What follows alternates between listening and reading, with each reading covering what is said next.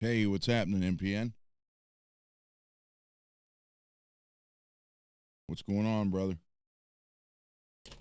Oh, you know what? Hold on. Man, I tell you what, I am. Hold on.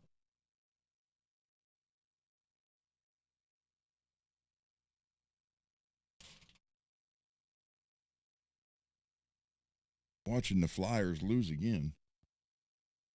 Man, that's terrible. Sorry to hear that, brother.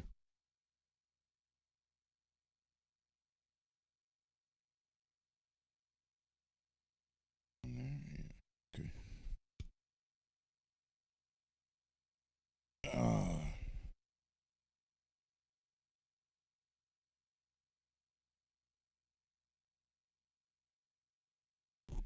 yeah, I charged this yesterday. Just plugged it in, turned it on, and it was dead. Which does not make sense at all. So I don't know. Yesterday was a was a horrible day. Today wasn't much better. And okay.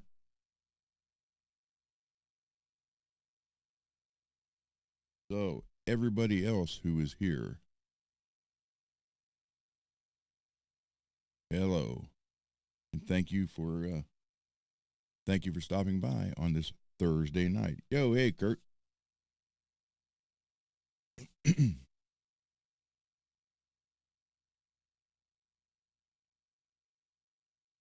Kurt. Oh, okay. I'm Ron. Okay, it kind of threw me off there for a minute. Hey, Mr. Mick. Yeah, I apologize for not being here yesterday. It was just a bad day all the way around, and today wasn't a lot better. And again, I had this charge for the headset and plugged it in, and it's dead. So it didn't go much better today. So I planned on going. There we go. I planned on going over to the bench, but since I don't have that other microphone now, I can't do that. But I can bring. I started working on Garguts' guitar, and I have. Let's see, comments. There we go. I have the tremolo. Um, I have the tremolo done, believe it or not, and I started on the neck. So let me get those, and I'll show you.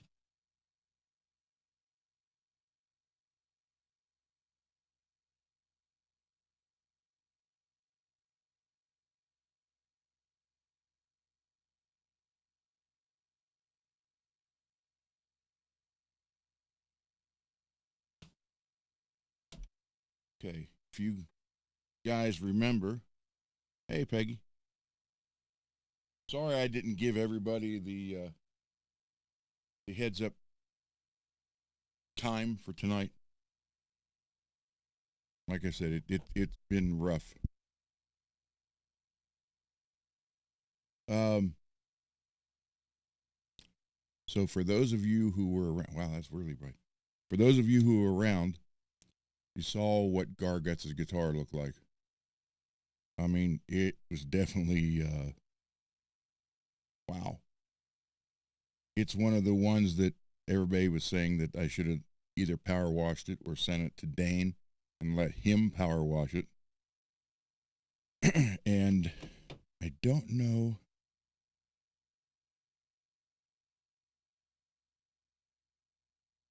Let's see if I have the photos.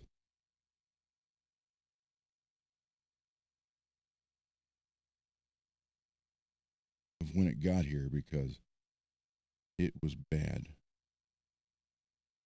No, it just the video on the show the other day. But I can show you some of the neck. I did take a picture of that before I started.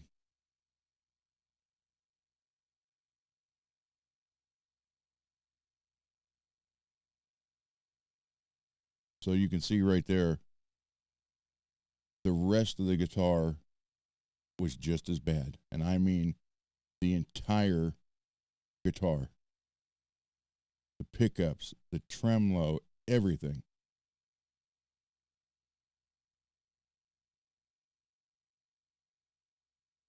Hey, hillbilly dude. Oh, yeah, this was really, really, really the entire guitar. And I'm not, go back a couple days and you'll see where I say taking Garguts' guitar apart. Couple videos, and you'll see that was by far Garguts. You you got me on that one, man. But it had been, I guess, in storage for some time or not. I have no idea, but it was filthy. And I started working on it. He didn't have an arm for the tremolo, which I did. So the tremolo actually cooked in a sonic cleaner in distilled water and vinegar, white vinegar. And then I ended up putting it all back together, cleaning it out. Check it out. Dusty, but I mean, even this thing looked worse than that. Can't believe how dusty it is. 7-string tremolo.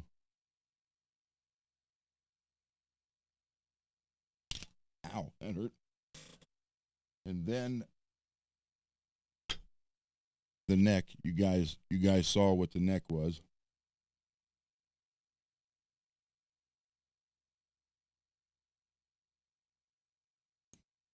So I'm working on the frets now.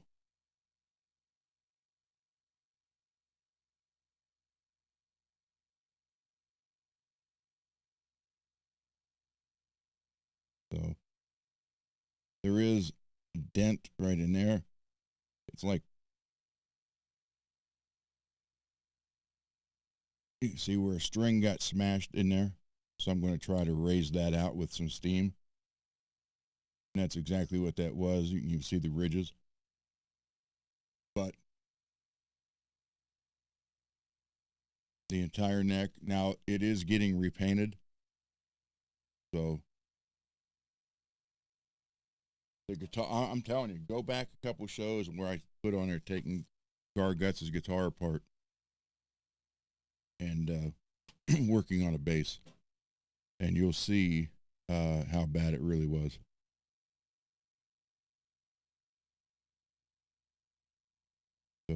The whole thing was like,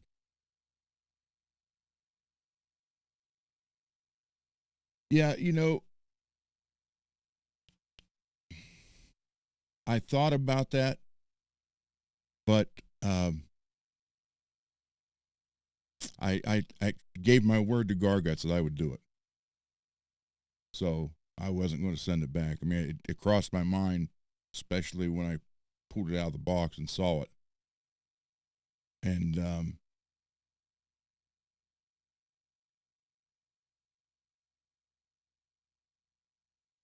and it did cross my mind because that was by far. I thought Alex's guitar, which I do have photos of Alex's guitar. Hold on. I thought he had the dirtiest guitar that I ever worked on, but this one took the cake here.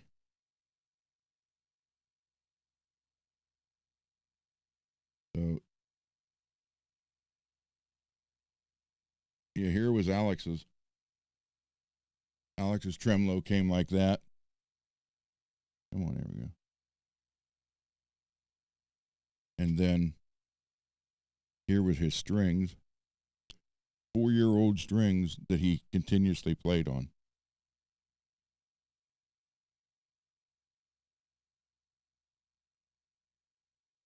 And then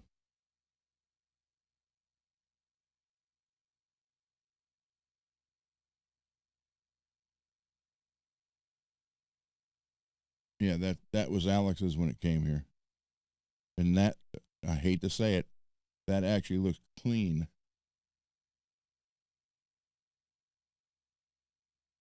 compared to what the one from Garguts was.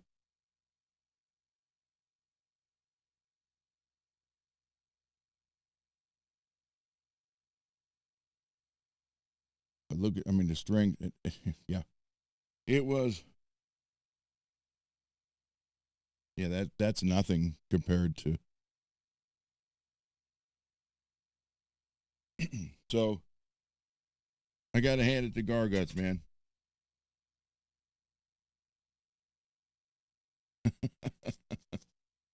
uh, yeah, that's funny, Kurt.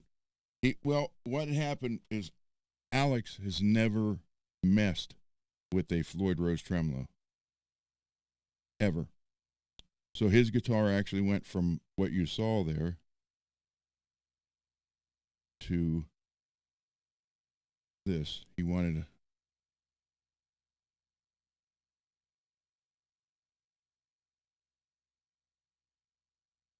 I did a little custom work on it, and I had a set of Duncan designs that I actually rewound, tore completely apart, rewound, and put those in it. But Alex had never ever worked on a Floyd, and he was one of those guys that was told if you don't know anything about it, don't mess with it. So for over 4 years, he had the same strings, played it, and it just got like that. And then so he sent it to me, and he had just played it the week before because I saw him on video playing it. So I knew it was still playing it. Garguts has told me that that one hasn't been touched in years, and got to believe it. But yeah, if you go back, I mean, it looked like in between on the bridge pickup on one from Garguts looked like a little rat's nest on top of it, right in between the two pickups, I should say. So I did clean the body up, as opposed to what it was.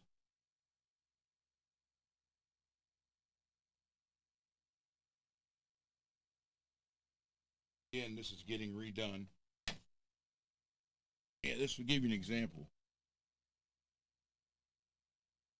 The whole guitar was worse than that.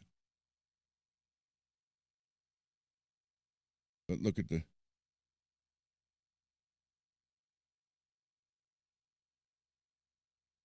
Yeah, see that in there above the black pad? The entire guitar looked like that. Look in the pickup. Where can I get that in there? Here can I? So I did clean it up.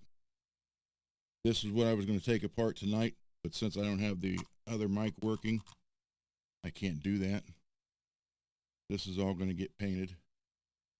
I have to chip all this off the back, just like that. And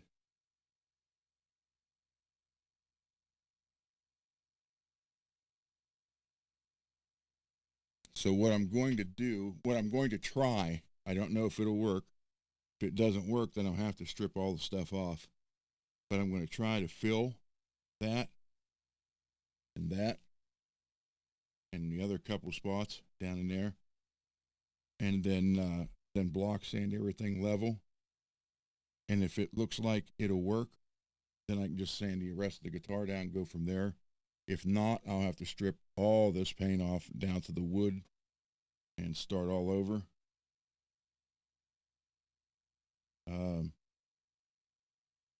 So yeah, I mean, look at this. Look at the switch without the knob on it. Oh,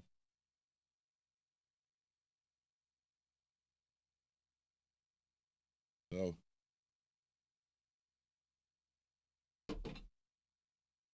yeah, it's all.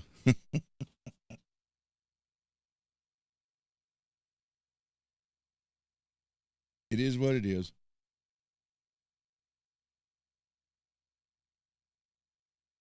Well, backstage.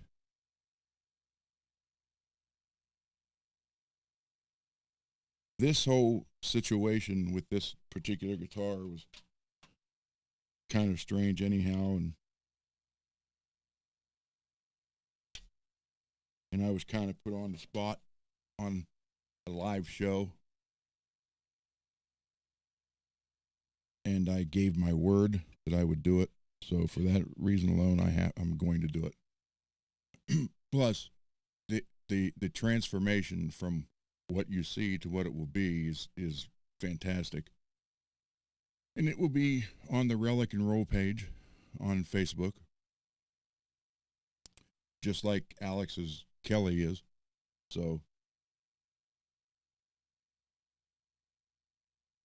I will say this though, from now on, any guitars that show up like that, I'm sending back.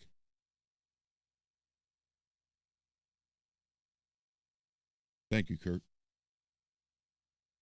Uh, yeah, from now on, if they're watching these shows to see what I'm doing with the paint jobs and routing and all that stuff, fretwork, everything. Uh, no more like that. If they come like that, they will get sent back. Because it doesn't hurt to wipe the guitar down before you send it, or if the strings are really bad like those, cut them off or take them off before you send it. Oh, I plan on it. I plan on it. I will take photos. If it shows up like that, I'll take it will be an unboxing here on the show, and then if it looks like that, they're going back from this point on. This one was kind of a strange deal all the way along, or all the way around. And so I'm going to do it. I said I would. I'm going to. But no more like that. Now I do have one coming from Hawaii. From it should be here in today's the 7th. It should be here by the 21st. And I have no idea what that one looks like. It just has 3,000 hours of live playing on it. So, and he does want like stainless steel frets and all that stuff to it. So, um, you know, I'm sure coming from Hawaii wasn't cheap. So, it's already on its way here. Yeah, that's a good idea. Have them send pictures first. Yep, that is a good idea.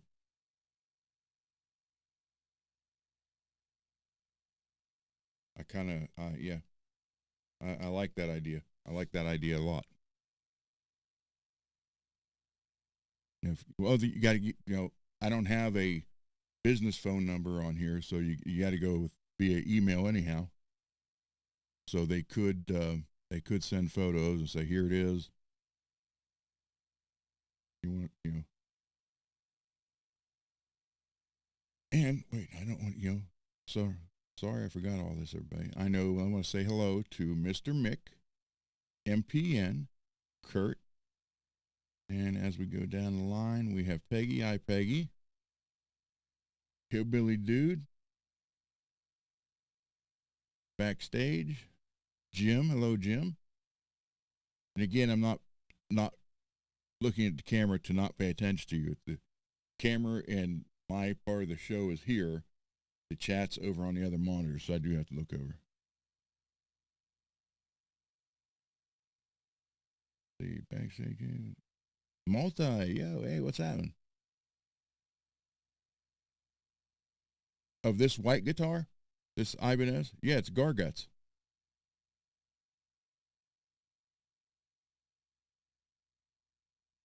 This is one of Garguts' guitar.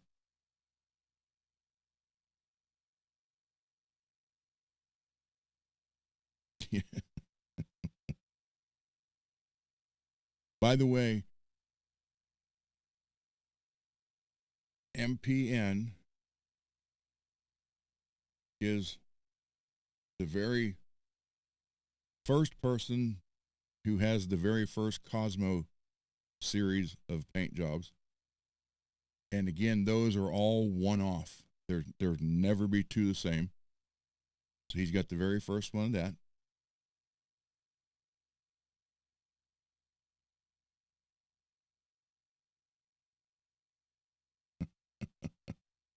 He's also the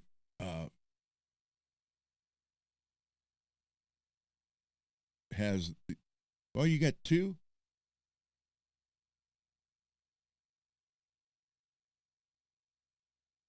paint jobs. He's the first person to actually have two of my paint jobs.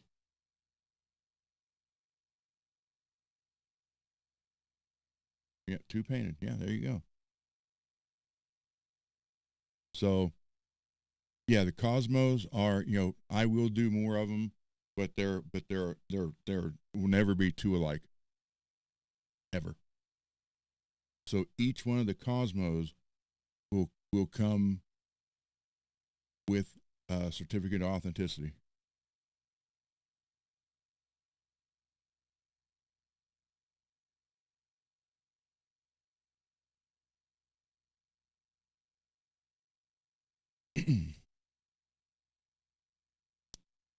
uh,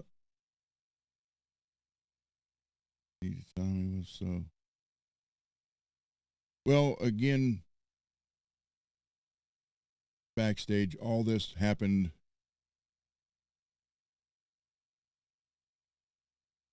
I can't remember. It happened before live. Hey, Lewis. Lewis. So, um, yeah, I'm going to be.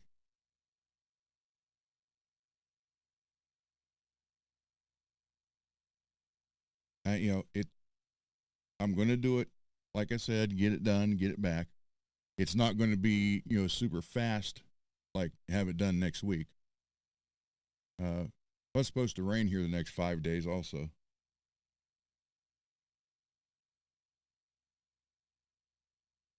So I'm hoping to get the new paint booth together by the not tomorrow weekend, but the next weekend. I'm hoping to have that all together and ready to go.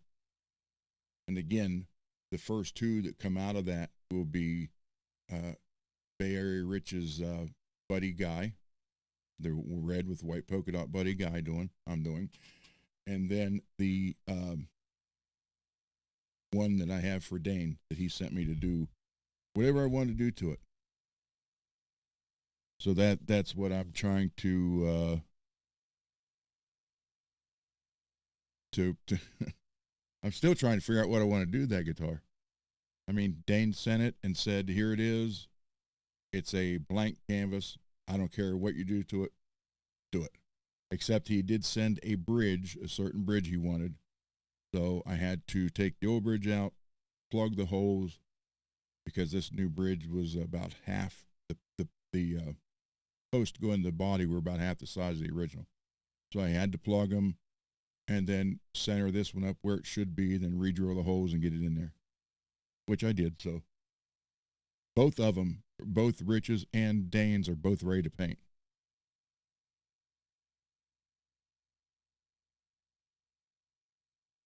But you know what? I think he will. I think it will go for sale. Um, I just hope it's not right away. I'd like to have it, like, hang out on the wall out there for at least a few weeks so people could see it, and maybe bring in some paint work from out west. So, and then I have also Michael B's Kramer, not Beretta, Night Swan, the one that I routed out for a neck pickup. He wants to paint that. We're going to get rid of the black with the greenish blue or light blue polka dots.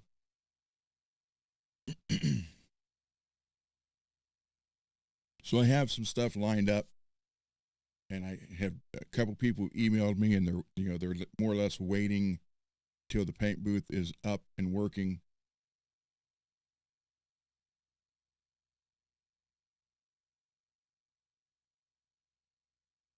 Oh, okay, I understand. Well, I got no control over what happens once they leave here. So,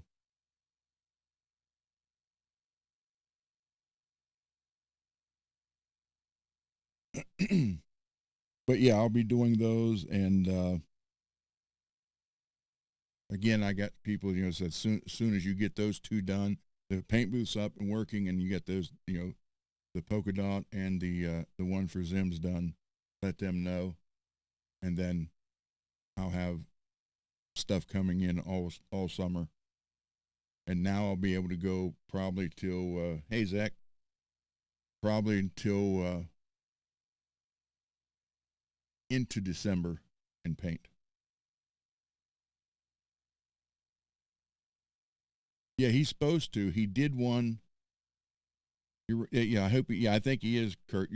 He did one when he sent it to me, and he sent it to me. I think it was the end of October, middle or end of October. And as soon as I got it, started working on it, and like I said, I got it ready to paint, and then winter broke, and we had one crazy winter this year, or last year into this year. So, matter of fact, we had snow flurries last week. Up by Cleveland, they had more. So, had more snow.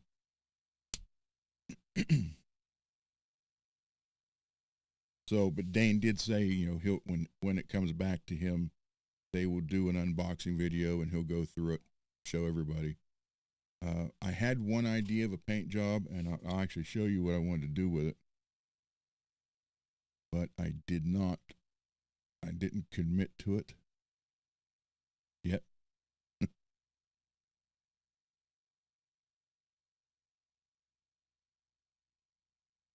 Because he wants. Dane loves the '80s, and I was trying to figure out what I could do that would be something interesting for him that he would let hang up on the wall for a while before he sells it.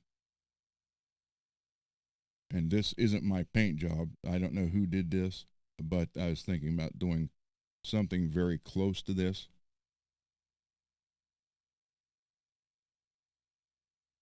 Because a lot of people don't copy my paint job. Well, if you got a red guitar and you paint one red, is that copying?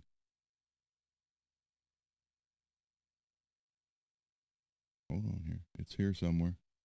So I thought about doing something like this with different colors, or maybe the different direction than these are.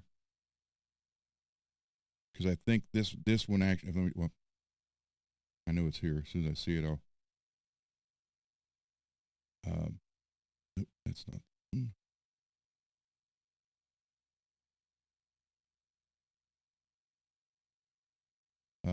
So if I did the different colors of it, or the way this one is done, it's like from the top horn down this way.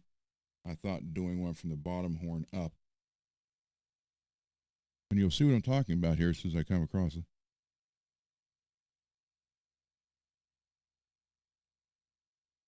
But yeah, I kind of wanted to do,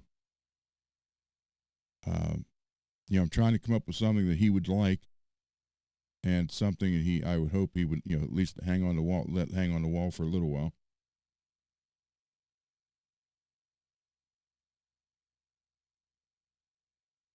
Well, now I'm doing it. I've seen everything. Again, here we go. Every time I look for a dang photo, you got 5,000 photos on your phone. It's almost impossible to find it.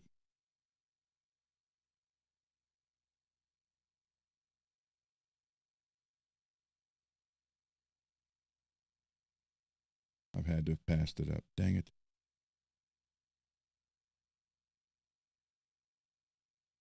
But yeah, I don't want to. I don't want to copy somebody's work, um, just because it's not original. But that whole thing about copying, again, you got a red guitar, someone else has a red guitar. Is it copied or blue or whatever color? And I know that's not considered much of an issue there, but when it comes to some kind of graphic, then it gets a little bit more, well, you copied my thing here, my design. So what I'll do is I'll, basically get inspired by it without actually copying it. And for God's sake, I can't find it. This guitar screams the 80s. If I could ever find it, I'd show it to you. Ah, as soon as I said that, here it is. So I thought about doing this for Dane's guitar. Yeah, so it goes from the top horn down towards the jack. I thought about doing it reverse. Instead of starting from the top and going down, starting on the bottom horn and coming up towards where your elbow would be, but with different colors. Something like that.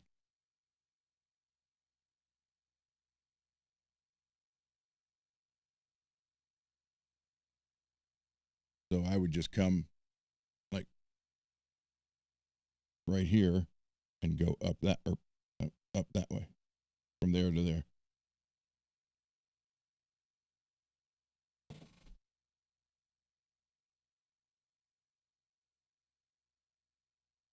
So yeah, it was just something different for Dane, because I know he had other guys. I think he's had 3 other people paint guitars for him, and they've all, all lots of glitter, which I know he likes glitter.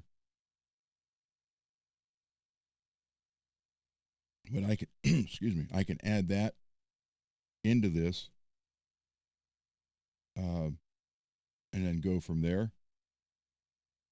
But I was thinking, different ways of doing things just for him. Then I actually thought about doing nothing but a special Zim's guitar. So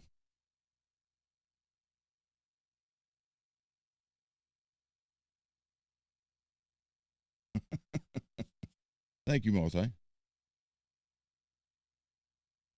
3C.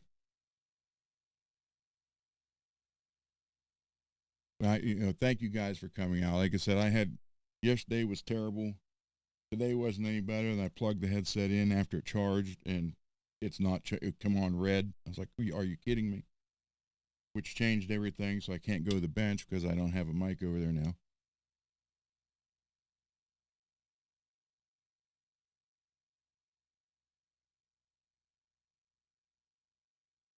Oh, there you go, Billy.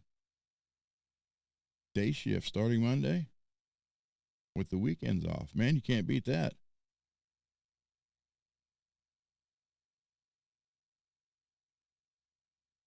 Yeah, I like that, Zach. I do. I'm trying to. I'm just trying to go with Dane. Looking at what they've done for him before. I mean, I know they did the one with the polka dots. Um, and they did the one with the like the old '80s BC Rich with the graphic of the girl on it. but that was like basically a wrap that they just put on it and cleared over it. And then a lot of them are just either one solid color with a lot of glitter, or the one I think fades from a gold to an orange with a lot of glitter. So I'm just trying to figure out something different for him. You know, something that would catch his eye to where, yeah, it's for sale, but I want to display it for a little bit. So,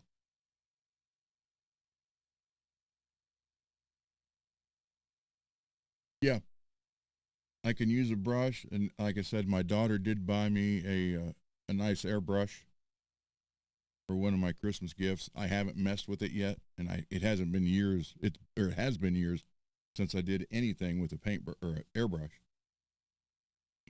I'm talking 25 years, maybe at least. No, that'd be 2001. Since '94. Wow, 32 years since I've messed with an airbrush. So I did buy a bunch of paints for it, and again, I'm hoping to have the paint booth up next week by next weekend, and then once I do that, I can just go out there with the airbrush and mess around with it. I was um, never on the level of Amanda or Dennis Klein, which is one reason why. Okay, cool, Greasy. Which is one reason why I had Dennis paint my Lips guitar, and then um, before he died, I paid him for a skull type guitar, and I told him to surprise me on it, and then he died, so I never got it. I had talked to his daughter a year after his passing, and she was going to look and let me know, and never did. And then somebody I do know that you guys know in the chat too went and found one, and kind of stalled out over some different reasons. But they did find one, and that may be the one he did for me, which I'm hoping I end up getting it, because then I would have not only did I pay $600 for a body and a paint job, but it would also be one of the last ones Dennis ever did. I still have the voicemails from him on my phone from years ago. Okay, Greasy. Greasy sent me some photos here. Let me see.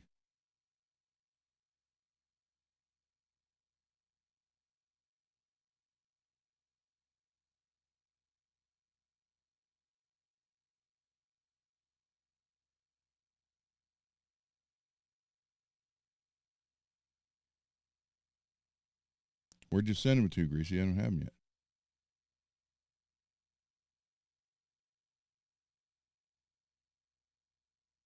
I got an email from someone in India. Bunch of stuff I don't understand. Not opening that one.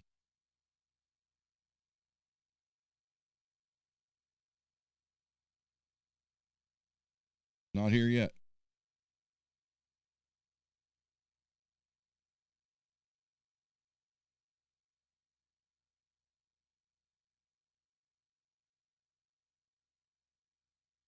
Oh, wait a minute, wait a minute, wait a minute. You know what it does? It won't give it as a new one.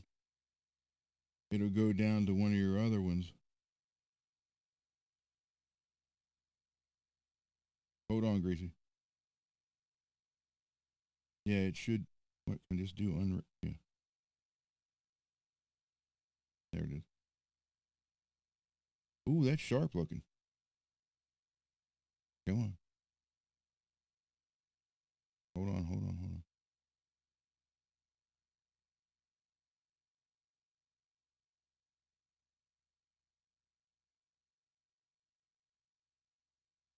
Ooh,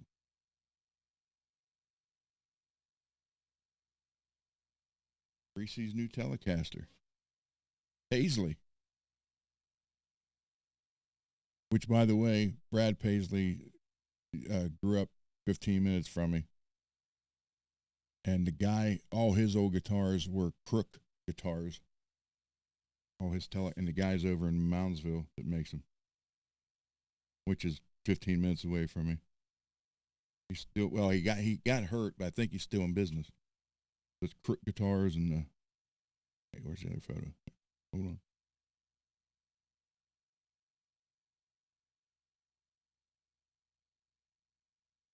Kind of a different angle. I love the clear pick guard though. That's crazy.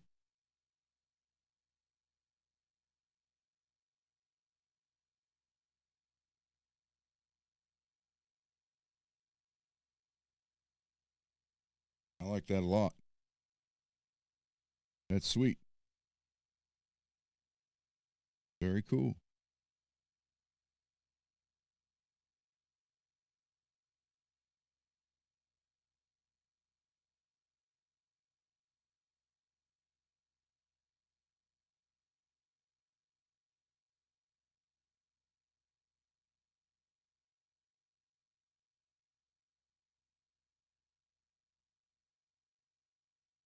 It's a Fender Custom Shop 68 reissue in green paisley. 7 pounds, 4 ounces. Wow.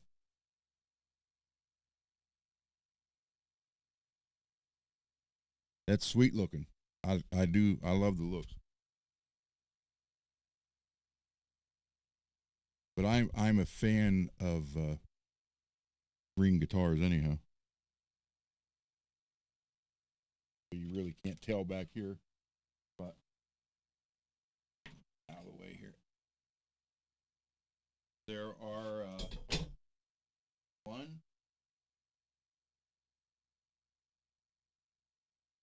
4, 5. There are 6 green guitars here in this room.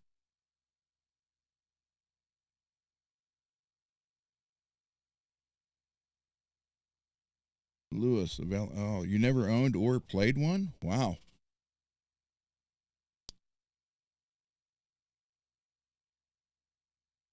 They are, hey, Garguts. They, Lewis, I tell you, there's a different feel to them. Definitely a different feel and a different sound.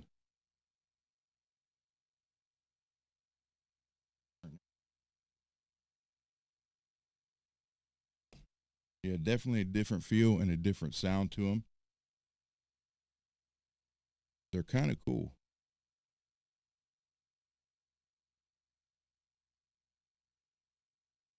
I had that G&L hollow body one, and I traded it to a guy. And I I regret trading it to him.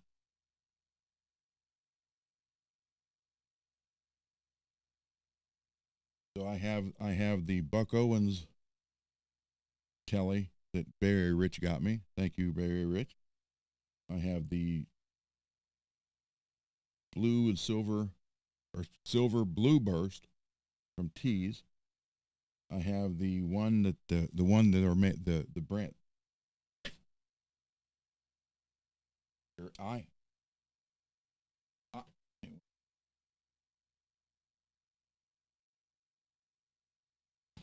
I have the one my buddy got me for my birthday, the IVY made in Korea, or no, Vietnam Telecaster hollow body. That's the only 3 tellers I have now.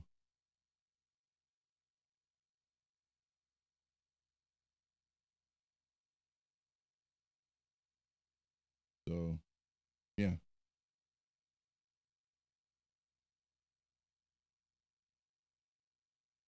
Yeah, Greasy. That's right. Yeah, it was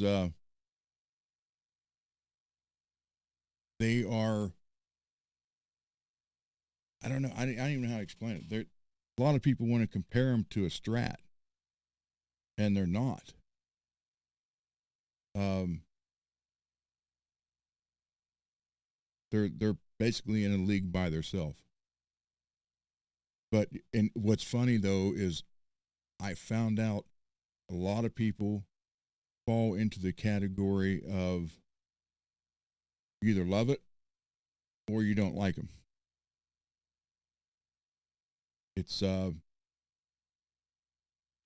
most people fall into that category.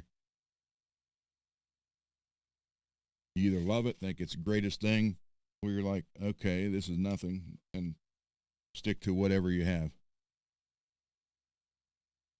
But if you're someone that just likes a well-rounded, to have a well-rounded selection of guitars, then you'll have a Tele or two in there.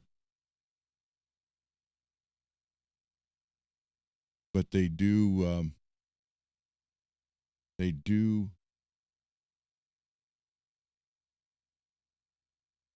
yeah, pretty much, Greasy. But yeah, you either like them or you don't. Um, there you go, Zach. Strat or Tele. Well, see, the comment could be made with that one. If you look at a Stratocaster type shape, then you're looking at pretty much every other guitar brand out there. You know, you take the Strat shape, then it became the Super Strat. You know, so that. But Teles have always you don't see really a super tele, almost a television. But you know, it's just it's weird. But it doesn't doesn't hurt to have at least one in a collection.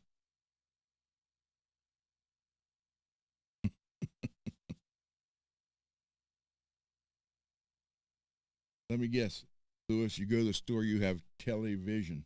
There you go. Ah, I got you all on that one. Hi, Miss Ava. Hi.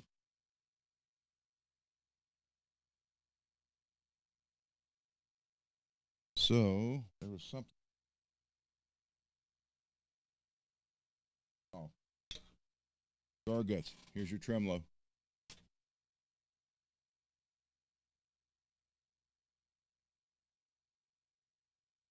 That's after a hot Sonic cleaned white vinegar, distilled water, and a little dish soap bath right there. Hey, David.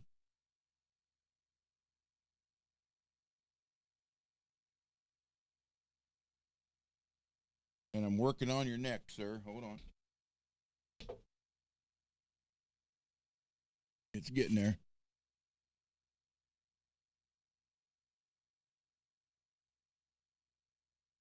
I will fill in where a string got embedded into it.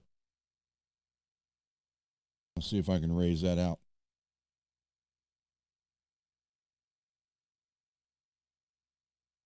It looks like, you know, something just smacked against it and just crushed a string into it. So, get that clean or get that raised up. I started on the frets. Far from finished, but they're getting there. I planned on working on all this day and taking the rest of the body apart, but my wireless microphone receiver, after it's been on charge, decided it was still dead. So I don't know if I didn't have it plugged. Well, no, it said it was charging. Hope to God it didn't go bad, or I am screwed. Yeah, see, it's showing red. Should be green or blue.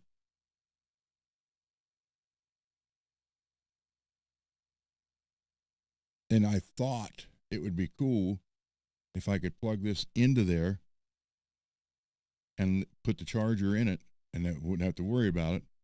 But when you do that, all you hear is you hear the charging. So can't do that.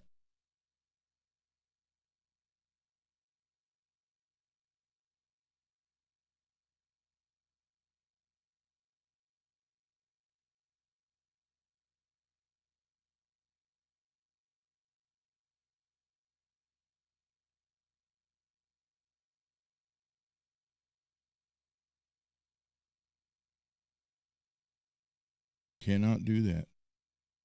Yeah, that bridge was terrible. And I do distilled or white vinegar, distilled water, and a couple drops of dish soap in a sonic cleaner at about 180 degrees. That's what it comes out like. Even got, underneath. So took the stupid shim out, which is what I call it for all of them. It's in the shim pile because you don't need it. It just robs tone. So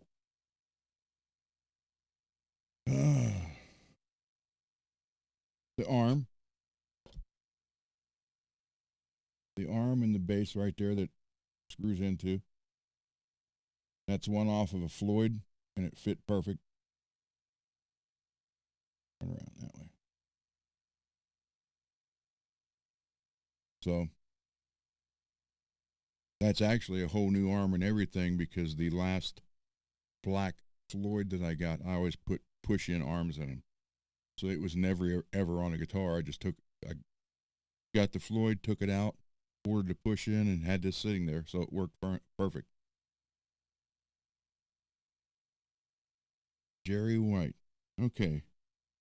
There is a shim that goes between the block and the spring plate.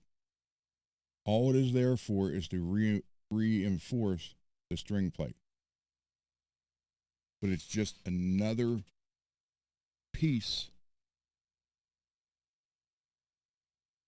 It adds a little thickness. It adds it's just another piece that takes away. So if you look at it like the screws that go through here into the block, take that shim out, the screws go in the block that much farther. And that's what helps with I can never say it, resonance, not residence, but whatever. It does make a difference. And I've always took them out I've worked on Floyds now for over 40 years, and I never did like them. And then even years later, Adam and FU Tone will tell you the same thing. Take them out, throw them away. They rob tone. You get better. I don't know. Just imagine the screws that are going into the plate, into the block, are now in the block farther. And when you start adding layers of stuff, it changes the tone and everything else. So you take that away, doesn't need it. Maybe the first ones did, the first Floyds, because the spring design, but that's still tight as can be. Then this one, I don't know what year is this guitar? Garguts. Excuse me. What year was this? I mean, obviously it's a newer version. But I always took it out, and I'll tell you what happened was on my 87.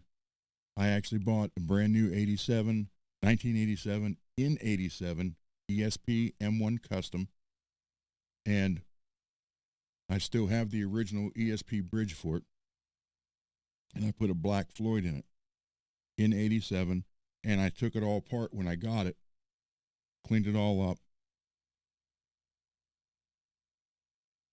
put it in a guitar, played it, and then I don't know how much later it was, a few months, I took it back apart again to change a different block on it. Now I don't think they had the big brass ones then, but I found another block that was a little bit longer. And when I put it in there, I forgot to put that shim in. And I was thinking, why is this? It like just didn't feel right, or it had a different sound to it. And after that, I just left them out from then on. And then probably 6 or 7 years ago, maybe, I was scrolling through yearbook YouTube and saw a video from FU Tone, and Adam was tearing a Floyd apart, and he got to that shim. He's like, "Yep, throw this tone robber, throw it away." And I thought, okay, so I'm not crazy.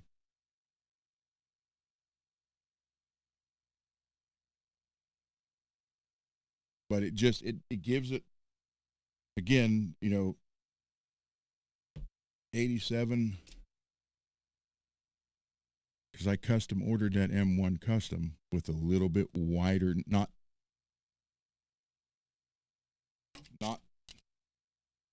cables, not thicker this way, but wider this way.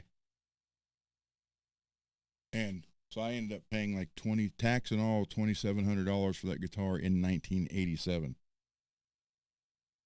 And there was, you did anything to it, you could hear it, tell. So that's when I noticed it, and ever since then, I've never put those back in.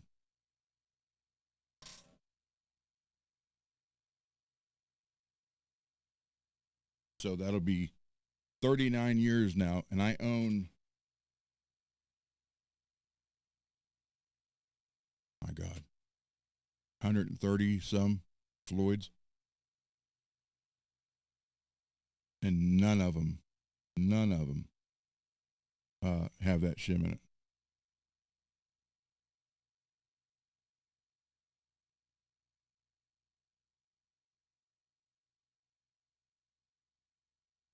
I know a lot of people like that, Jerry.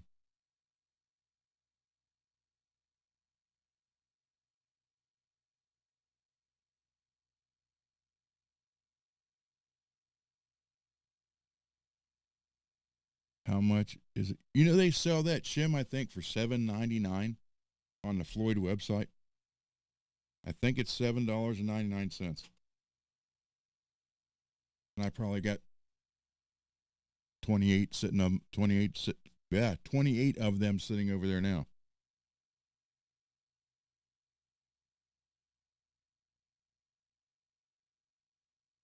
Yeah, I got 130 some Floyds, and none of them have that shim in them at all.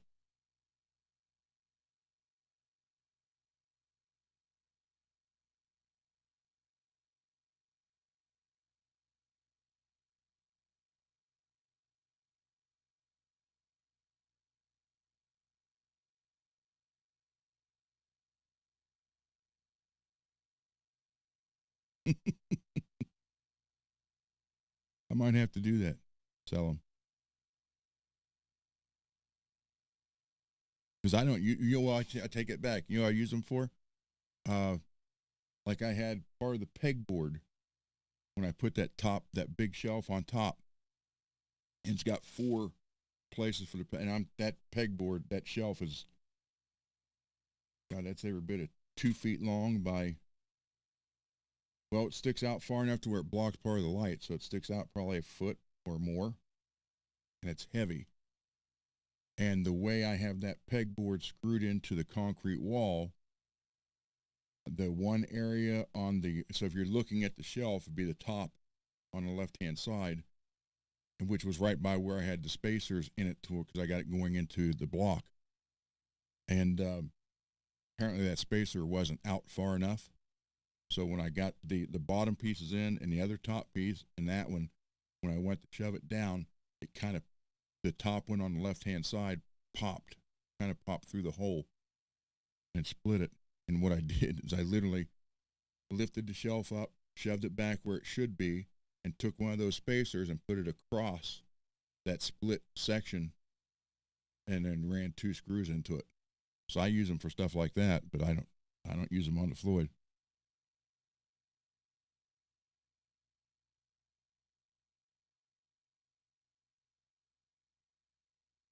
So they work for other things. And that's what I said, maybe when they started doing with the Floyds, the springs may not have been strong enough. I mean, who knows? And they may have needed that. So, but they don't need them anymore. Yeah. So I don't have very many guitars that don't have a Floyd. Uh,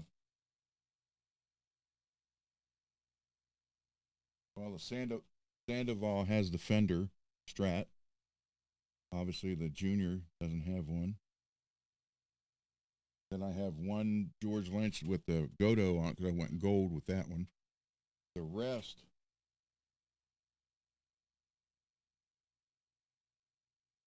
yeah, I don't have very many guitars that don't have tremolos, and none of them. Uh,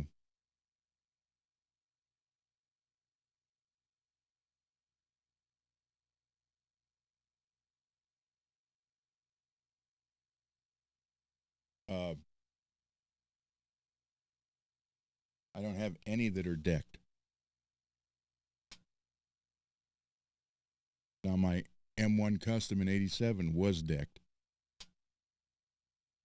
That was the only one. I don't have it no more, sadly. But all the rest of them are full floating. Because to me, if you're not able to pull it back, you are only using half the Floyd. Mad Hatter, you just left the.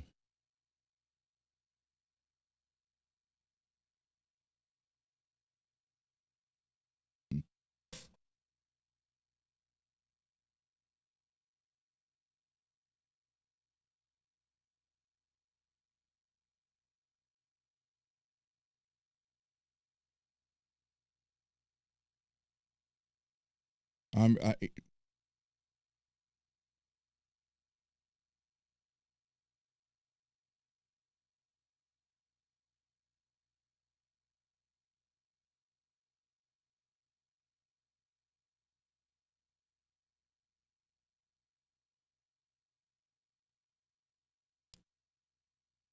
okay. What? Well, I'm not even going to ask.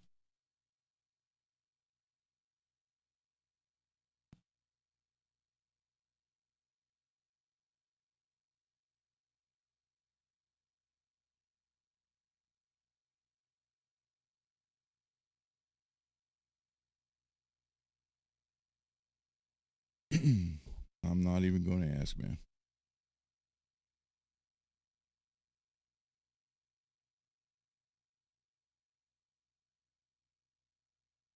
Uh, so yeah, I've never been one for decked Floyds. After I got the first one that you were able to pull back on.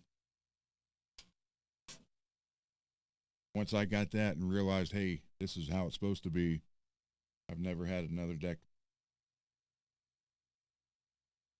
Because if you look, yeah,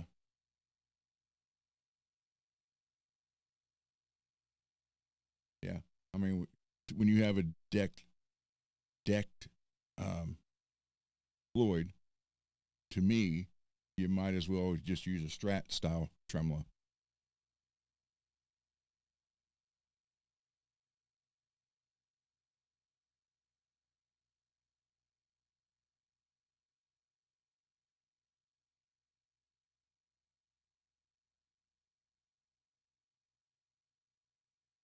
So who knows? But yeah, if you, I love a Floyd, I do. The only thing I don't have that I wish I did is a Evertune bridge. I would love to have an Evertune bridge because it would be great to just drop that low sound, but yet still have the tension you have tuned at 440. That would be freaking awesome. I don't own any guitar that has an Evertune. So I would love to get one. I think it would be kind of neat.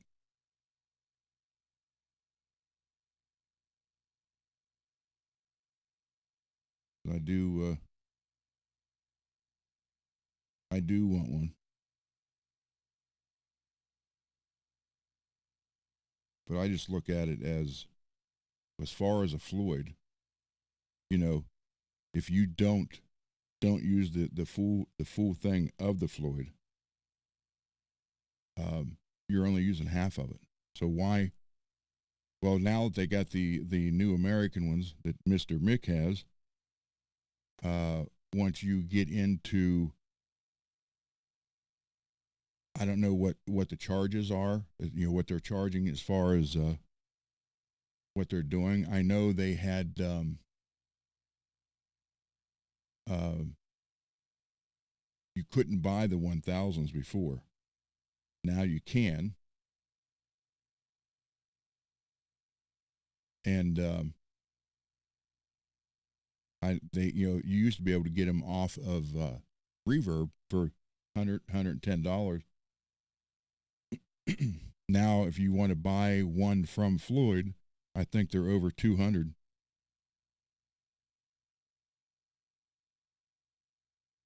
So I don't like how they did that. How they went with the pricing like that, but I understand it. But again, if you go, if you look at a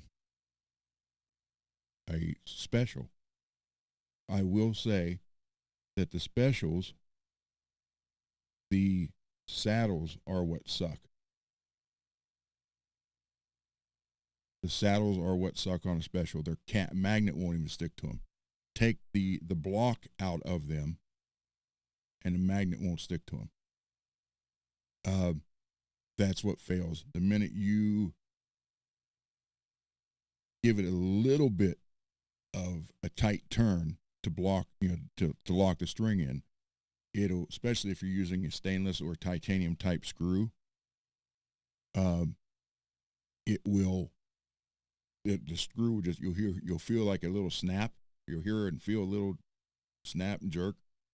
And you could basically just pull the screw straight out, and it'll come out with the threads from the cast still on the screw.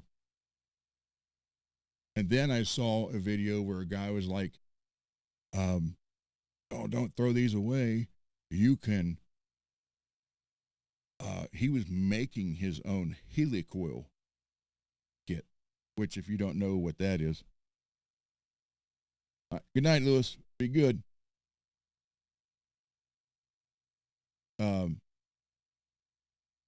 If you, helicoil, if you have like a stripped out bolt in the engine block or something like that, it's like a metal, real tight metal spring that you can actually get into the whatever surface and run a screw into it. So this video I saw, and it was probably from, I don't know how many years ago, but the guy was like making his own very teeny helicoil kits out of, I don't remember. I think he was using,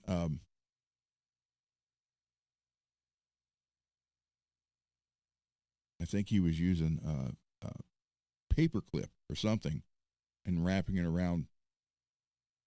And he's like, you can use this and put this in there. And I thought, first thing I thought of is, that's stupid. Reason being, you put the helicoil kit in, it's still going into the cast material. So you put the other screw into it, you can still break it off. Now you got even a bigger hole. Now the bases on the special, they are not equally heat treated to the German versions back in the day, but they also are not junk like people say they are. Like I said, my son-in-law's had one now for 4 years, and he is very aggressive on that tremolo. Now, we did upgrade this. Yeah, I can't. Well, I need a drink. Yes, it is my ocean spray.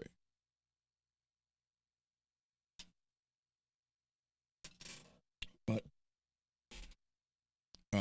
We did upgrade the saddles on it. I had bought, and they are on the green Slimer Jackson Soloist. Graphtec saddles for Floyd that have like a little piece of graphite right where the string goes into the saddle. And so I bought a set of those, and I had the original ones that were on it, and I put those on that special, and with stainless steel blocks, screws, everything. He's had that thing for 4 years now, and he plays. I mean, he's constantly on that bar.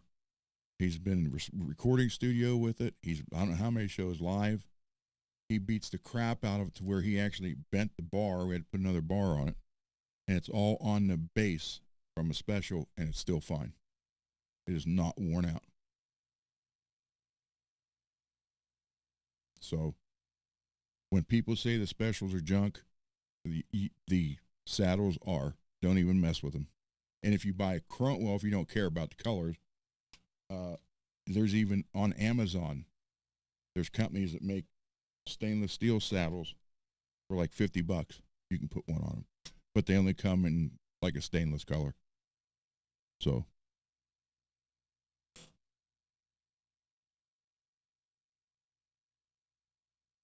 that's one thing you get into.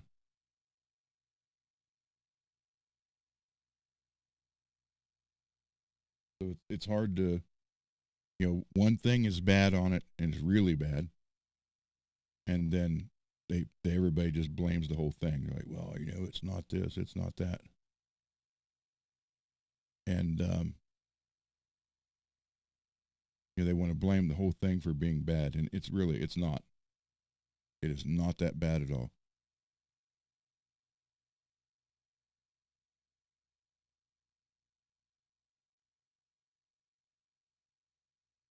Yeah, Yeah, Dave, I understand that, but again, you know,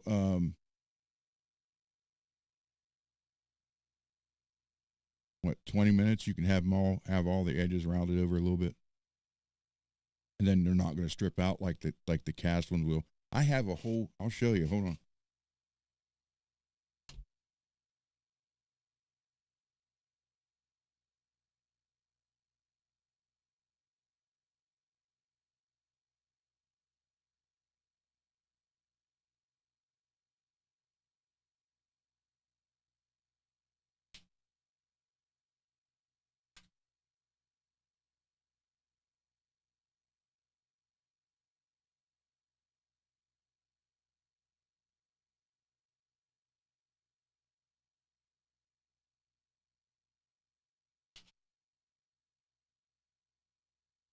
I have a whole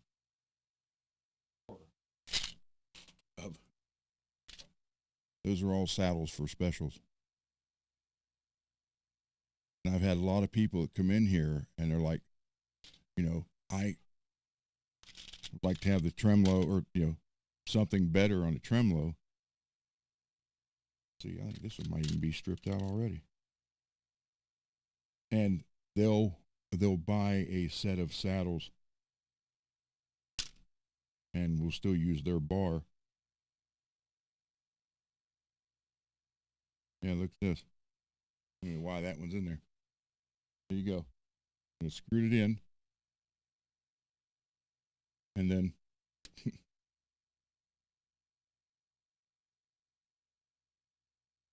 I throw this one away. I picked it up and thought, man, that hole looks. That's what happens to them. What it is, you'll get it in there, you'll get it snug, then you'll give it that little extra, just a quarter turn to make sure, and then it'll just start spinning completely. That one doesn't have to be in there. Are the other ones that way? Nope, that one's good. So yeah, I got a lot of people that have come here with specials, but they didn't have the 200 or more to get a Floyd. I mean, you was like I said, you was able to buy the 1000s off Reverb for 100 bucks, 120 used. You know, someone would get them, take them off the guitar, and put a German one on it. And they would come in and they would just, well, you know, didn't have it. Then we'd just get a set of saddles for it, and they're still using them.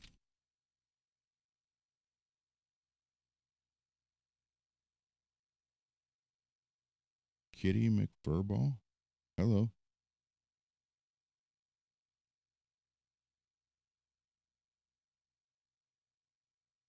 Yep. Better post. Definitely. The only thing I don't, uh, the only thing I don't care about as far as the Evertunes go is if you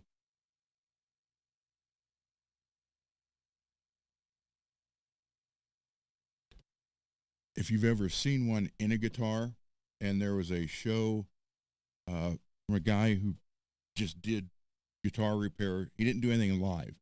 He would film the video and post it. And I don't know if he was, I think he was in Australia. And he had worked on an Evertune guitar one time. Or no, he bought one. That's what. He bought one and didn't like the way it sounded. So he bought a different pickup and went to put the different pickup in it.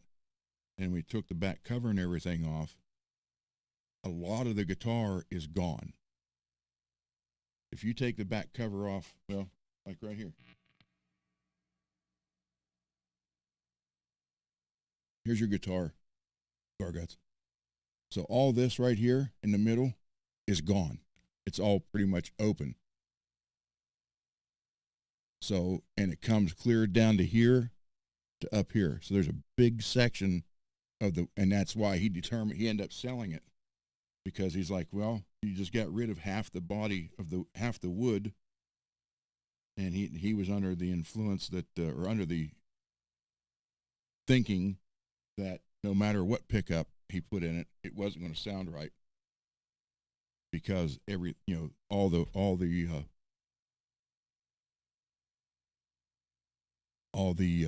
wood was missing, so he sold the whole guitar. But if you look at it, yeah, it's like there's, I mean, it's the whole pretty much. It's like a steel plate, and then all these springs. I don't know. They used to call them like straight, flattened. When it first came out, they were saying it kind of reminded you of like a flattened out spider, because they kind of go different springs.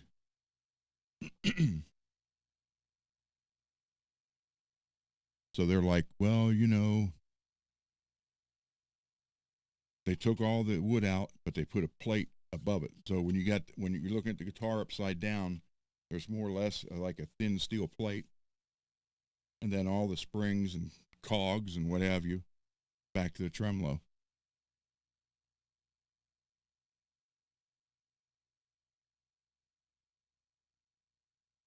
You're going to send the kill switch. Okay.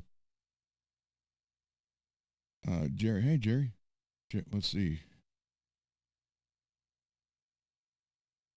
What links don't work? I didn't put any links in here.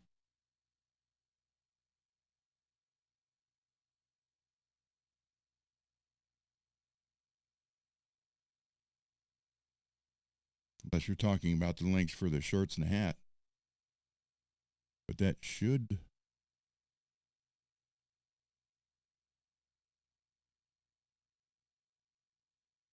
Oh, no. No, it has to be a moderator or me to put the links in. Sorry.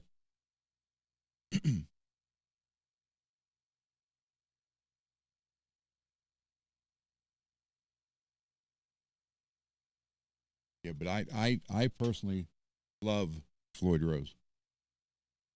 I think they are fabulous. And I know, I even have one. I've never used it, but a block to block it. So, I mean, if you buy a guitar with a Floyd and you don't like the Floyd, then I can understand not wanting to use it and blocking it that way. But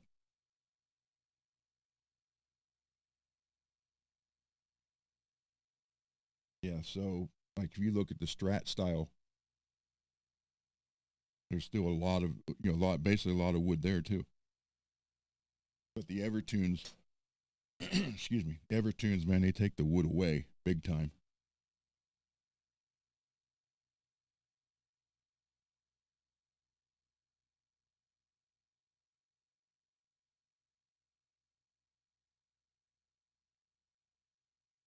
So,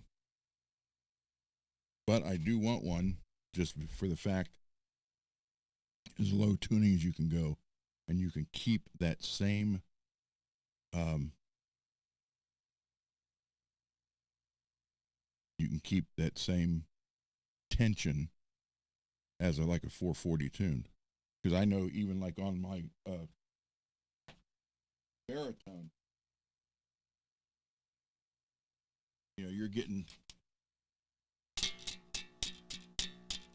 you're getting if I go any lower, it's just going to be so. But to be able to have, I mean, literally to go as low. I mean, you could go.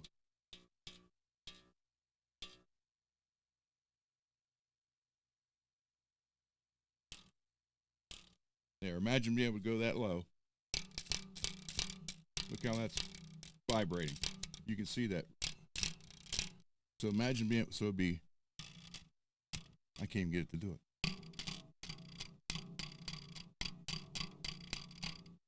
So imagine being able to go that low, but still have it tension like this. That's the beauty of an Evertune. And man, do I want one.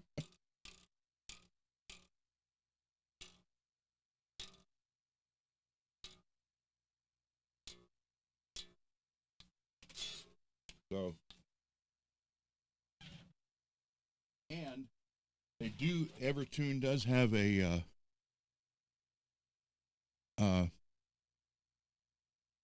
Evertune does have a feature, which I don't know why you would ever use it, but you can tune. So if anybody's ever, like, I've never messed with one, never owned one, but I've watched a lot of stuff on them. So when you start turning them, yeah, that's it. That's what I was just going to say, Garguts. You can actually tune them, or they go like in steps. So it's not like a regular tuner. And I don't know how it works. It must have something to do with the spring, and they're not springs like on a Floyd. There's springs in there, but they're like mechanical arms that are different levels, and it like balances everything out. So you keep that same tension no matter what you're tuned to. But there is a part while you're tuning the guitar up, there's a plateau where it'll get there, and it kind of, you turn it, and it still stays there. Then it'll go to the next step up if you keep turning it. But you can set it up to where you hit it and bend a note, and it doesn't change. You can actually bend the string physically and see it bend, but the note sounds the same. I don't see why you would want that. I mean, or why you'd have it do that. Yeah, I saw that, Jerry. I've seen those on the Kalers.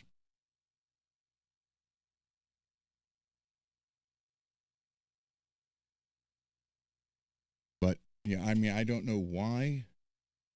Because at first I thought, well, okay, if you have it set real low and you bend it, it would change it. So yeah, I could see where you wouldn't want it to work. You would want to stop the bending there. And I thought, wait a minute, that's not right either, because it's not that loose. You're still going to have your regular tuning tension, so that doesn't matter. So I don't understand the purpose behind that. But oh well, I am willing to try one.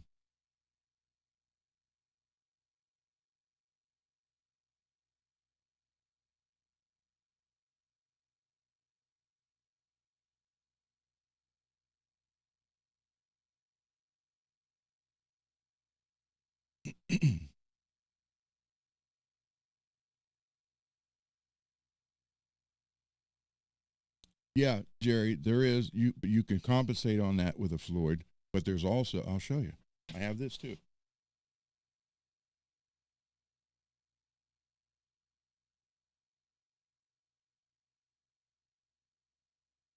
Here's a little item you can put in on a Floyd.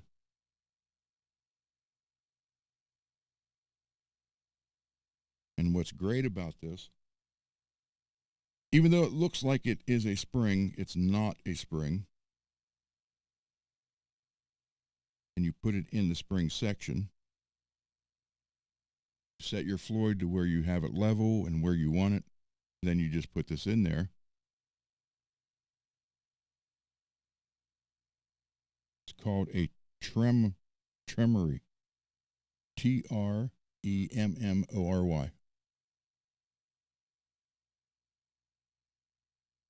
You put this in, and it works like a spring, but it's not a spring. And it takes away, you can bend the note all you want, and the rest stay perfectly in tune. You can even unlock the nut and tune down or up with this in there, and it keeps everything else in place.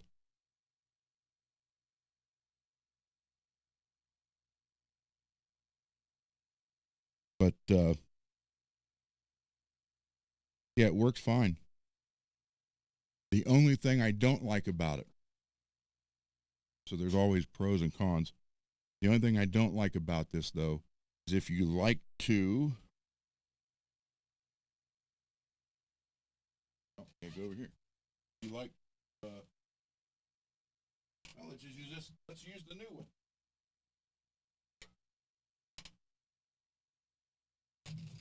If you like to, I gotta plug it in.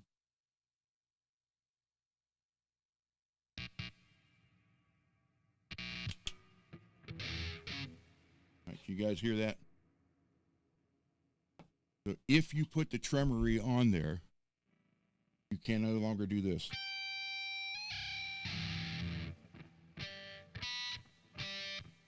You can do the harmonics, but if you do the flutter, it eliminates that. You cannot do a flutter. But you could sit there and do your bend. So here's a note on the B string, and I'll bend the G. Okay, that's the B. So here it is after I bend the G. So you hear how it goes out of tune. But with the tremoly, it keeps it right there. You have nothing to worry about. You can break a string, and the rest of the strings stay in tune. It just eliminates the flutter. Oh, that's so where you could do a flutter before, with a tremory, you cannot do that. But again, you can break a string, you could leave the nut unlocked and detune on your own if you want to, and it all works. So, and when I bought this one, I think I paid like $95 for it. I got it when they first came out, but I don't know what they are now. So it just goes in the back. I just put it in the middle because usually most of my guitars I go with 2 springs. Occasionally there's a third one, but it's like the weakest third spring you can get.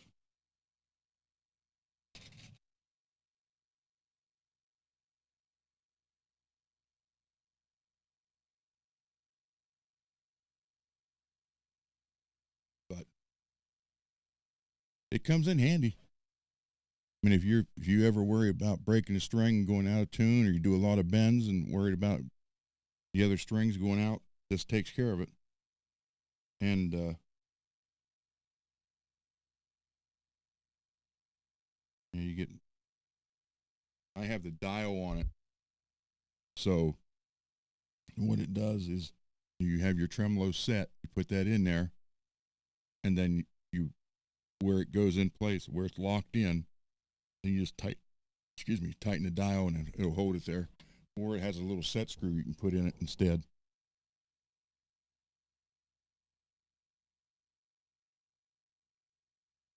But it's a pretty neat device.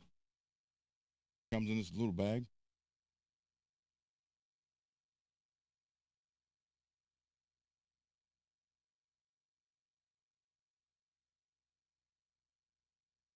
So yeah, you do not have to worry about going out of tune, whether a string breaks or you want to change the string tuning while you're playing.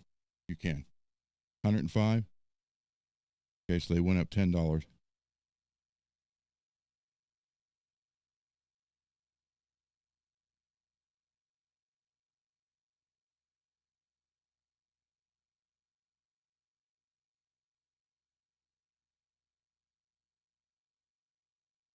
So, but they're not. I mean, it's definitely an option. Tell you what, Jerry, you get one. Let us know what you think. You too, David.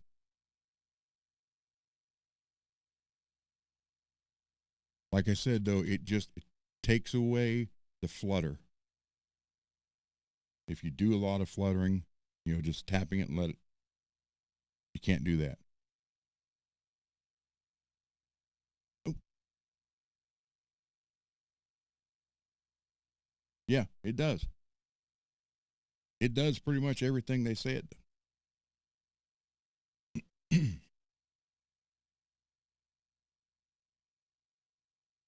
But they're nice. They really are.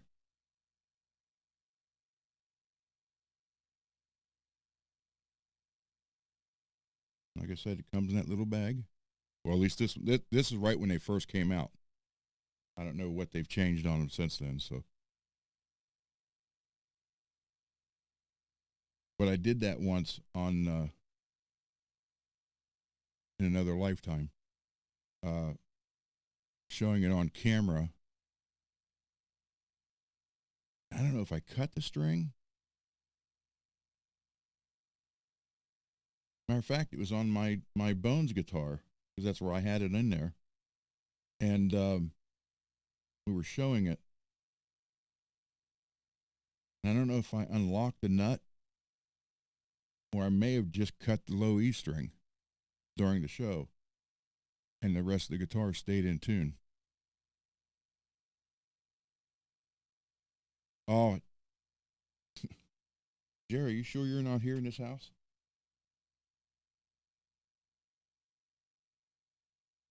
Right here. I have this one that I use over here most of the time. Then I have the bigger unit hanging on the wall over there for the workbench. But you know what's funny?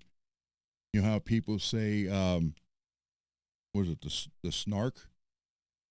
Even the one that's what snark tight, super tight, or something like that. Um, check those with this, and you will see they're not as close as they say they're.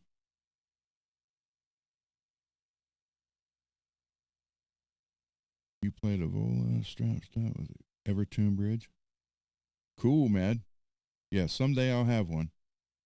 Ron, do you need the neck to specifically make the Floyd nut shim? For Charvel Model 2 that does not currently have a Floyd nut. You're talking about the ones I make on the printer?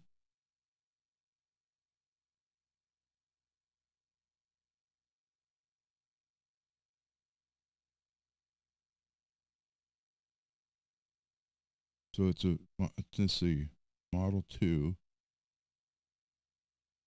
Uh, yeah, the neck angle is different than the Berettas, but you could. I think I've used. No, I made a bunch of different ones. I'm sure I have one that will work.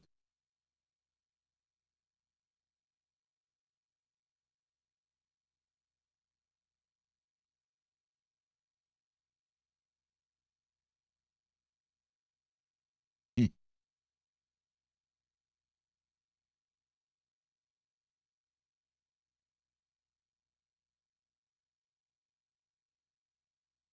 Oh, did you look at the crap, the nut buster, guitar nut buster? They're made here in Ohio. Although I can't get that guy to answer any emails whatsoever. I would love to try one and show you guys how it works, how well it works. Eventually get sales for him. But I can't even get him to answer emails. Yeah, the nut buster's kind of big with the fine tuners on it. Basically, what it is a locking nut with fine tuners. Oh, you're a half hour from Cincy? I used to live in Springfield, Ohio. But I really, if you think about this, I don't have one sitting here. If you look at a regular Floyd locking nut, now granted, one end is smaller, the other end goes up against fretboard is taller. And then when you got it bolted to the body, obviously, there's an angle there. Your strings come down. That's why you use the string bar to get them so you want all the strings to lay flat on the nut, so when you tighten it, it doesn't throw it out of tune as you're locking the nut down. But the issue you have with that is when it's bolted to the neck.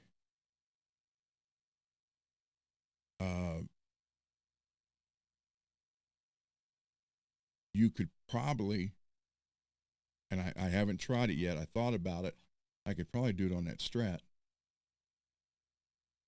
Is just put a locking nut from a Floyd as an experiment on the strings behind the regular nut and lock them in place. Because it's not bolted to the neck, it would hold the strings flat and wouldn't change the tuning. So technically it would be free floating behind the factory nut. It wouldn't be bolted, so you wouldn't be pulling anything. It would just lock your strings in flat against, like they're supposed to anyhow. You might be able to try something like that. The lock and roll comp. I've never tried one of those, Jerry. I've looked at. Matter of fact, I have a couple on my Reverb favorites thing. I want to get one here shortly. Yeah, the lock and roll compensated nut. I watched a couple videos on it. One guy said it doesn't make that much difference. Another guy swears it's the greatest thing since sliced bread. So it's just something you'd have to find out.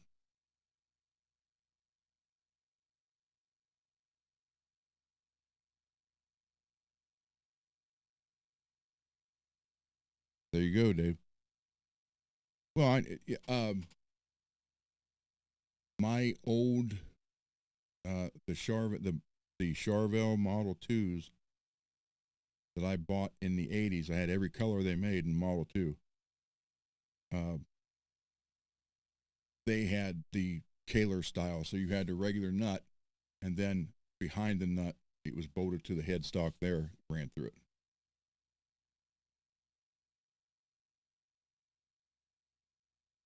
And again, if you don't want to route a neck out or a Floyd nut, you could always go that route.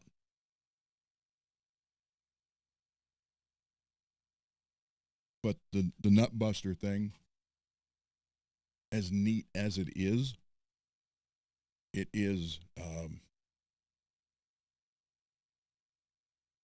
extremely gaudy.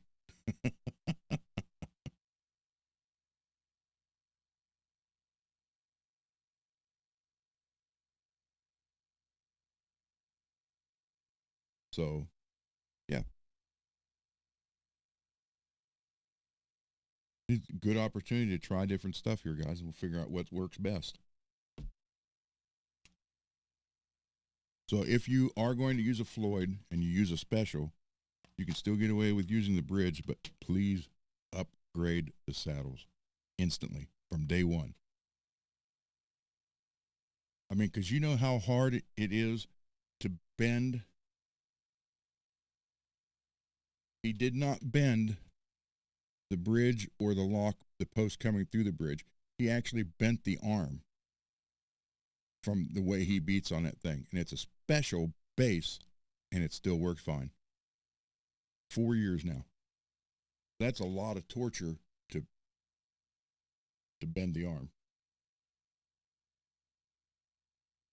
So that would give you a little idea that they will hold up.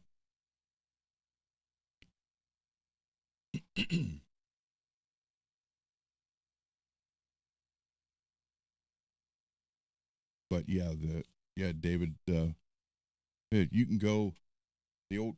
Well, matter of fact, I think we looked at that before on here. Let me see if I can find it again. Hold on here. Let's look up. Oh, let's go 1987. Charvel. Model.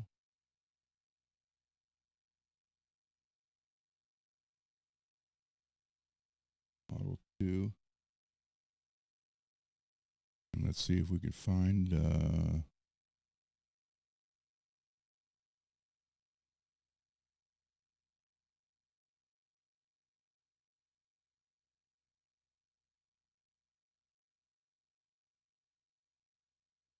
locking nut on his.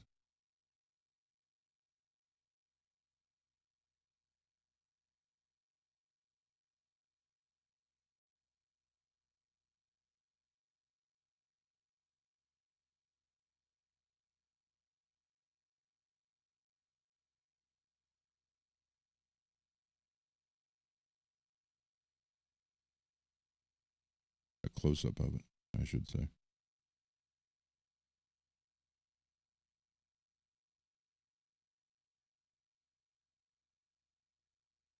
Well, they have a photo of it, but they kind of cut it off.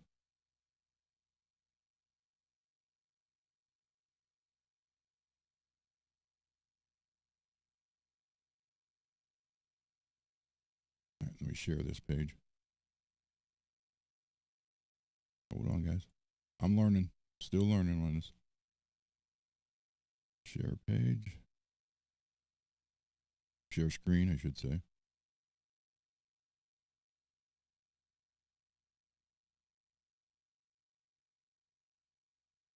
Add the scene. Okay. Now, unfortunately, I can't zoom any more than this. But if you look, there's your factory nut, just like on a Strat. And then there is the Kaler style locking behind the nut. That's actually bolted to the headstock behind it. That's how all my 80s Model 2s were. Still are. But again, that's bolted to the headstock. So I don't, the nut buster is basically the same thing.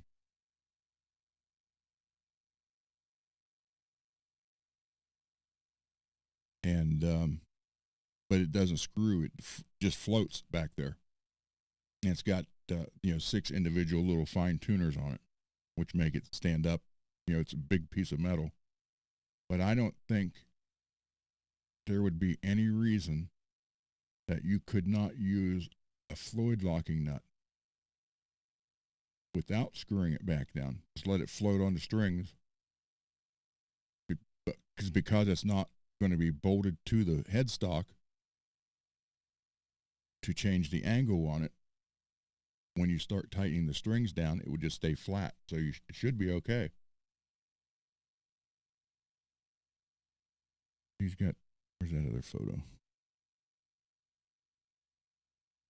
Yeah, it's not a very good one, but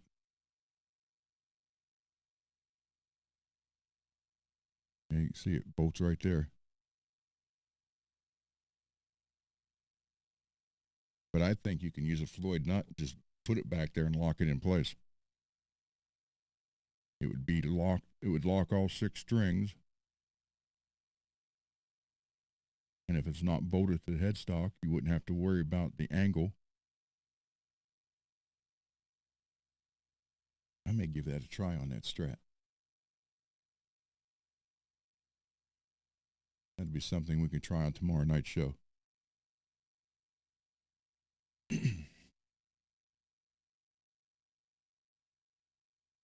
Oh,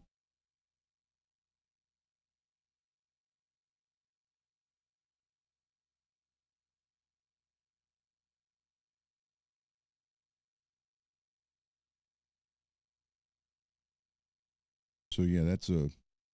I will. I'll try that on that Strat tomorrow. That's the only one. Yeah. Other than the Sandoval, and I'm not messing with that. So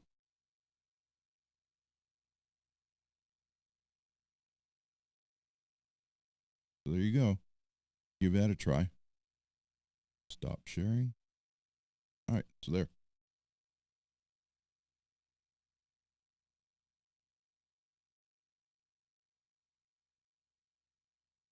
Okay, David.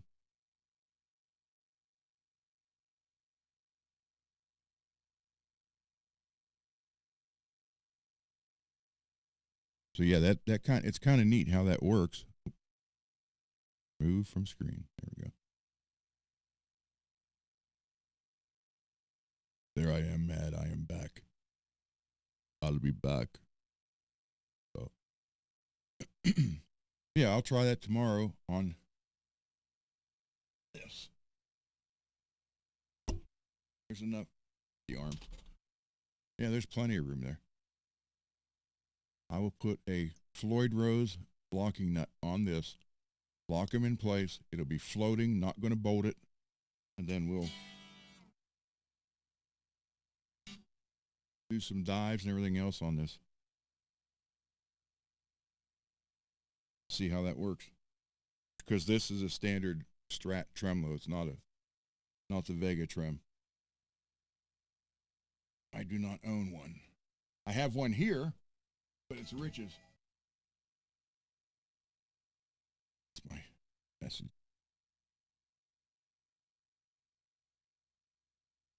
I have a Vega trem here, but it is Barry Rich's for his Strat.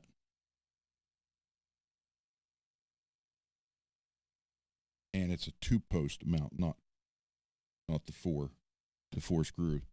So if you ever looked at a Vega trem, they have the 2-post one, then the one that had the 6 screws. They have a bar that goes across, put 4 screws back in. He told me I could use it on that Strat, but then we found out it was the wrong one.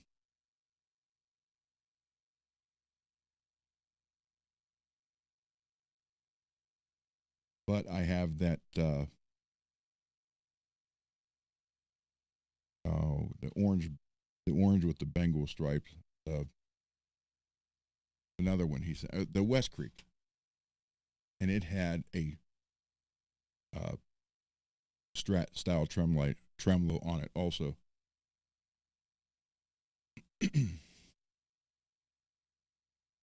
And I was going to put one on there, and I thought I'm just going to go ahead and route it out, put a Floyd on it. So I have played the Vega trem when I had CC's guitar here that I did the Van Halen themed paint job on it, which was this one.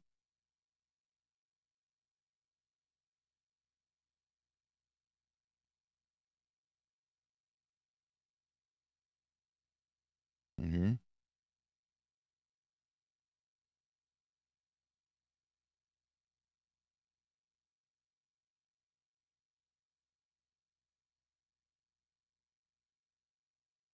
That has a Vega trem on it, and I did have it, use it, and played it. They work. They really do. But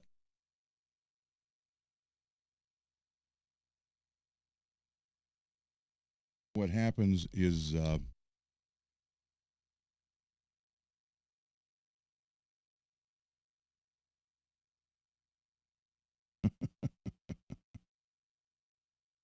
no, not CC DeVille. But I am going to do a bass for Tim Gaines, Stryper's original bass player, and one for Billy Sheehan, and one for Bob Daisley. So, but yeah, I did that and used that Vega trim, and it's not. I will say this: if you do not want to route the body out or pay someone to route the body out for you, then definitely go with the Vega trim. They are a lot better than the Fender style tremolos. Because I even thought about putting one on the Sandoval, but that is built exactly like Randy's was, and I don't want to change it. Because now when you order one from Carl, most of them come with Floyd Roses, which Randy never owned a Floyd Rose. So, and that's why I didn't put a Vega trim on it. It's the six screw style, Fender style. And you can buy the Vega trim that will work with that, or the one that works with the two post. I mean, yeah, it's not a big change. It's something that you can convert back very easily. But still, I don't want to mess with it.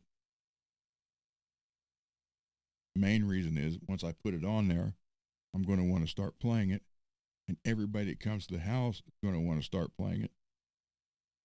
And I don't want that guitar touched.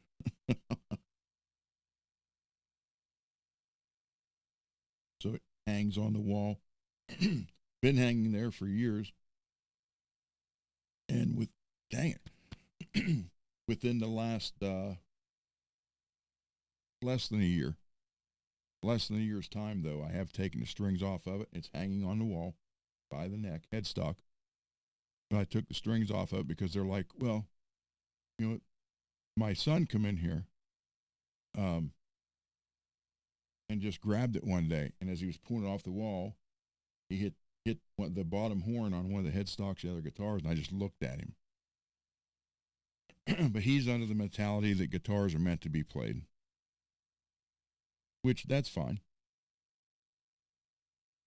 But when you got that much money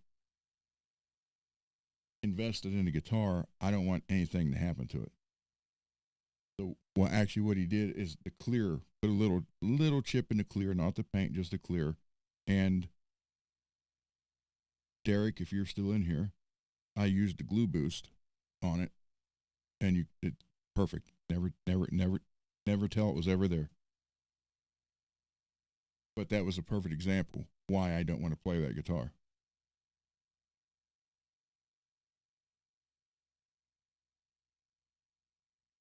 Now, again, the bones, that's made to be played, and if it gets hit or chipped or whatever, it just fits the theme of the guitar. I mean, my Charvo chair is there. Hang it, hold on.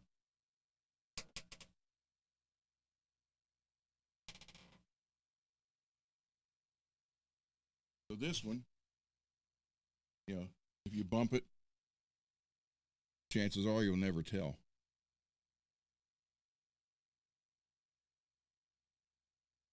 So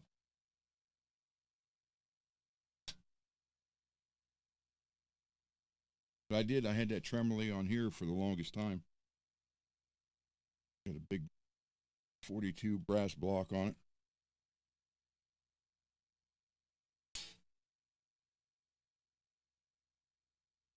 And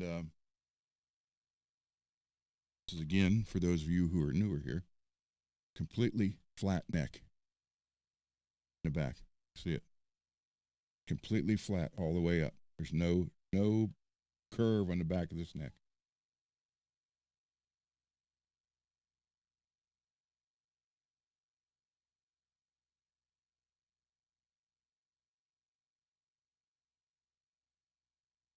And I love it that way because my thumb rides that line. So yeah, this, you know, something hits this, you never know. But I've had this for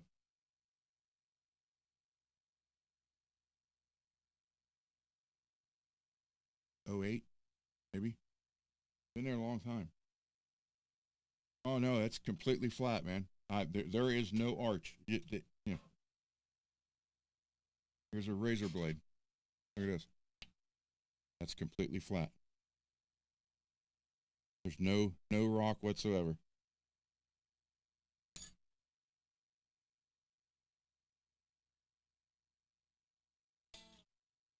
So, and J Frog did make this.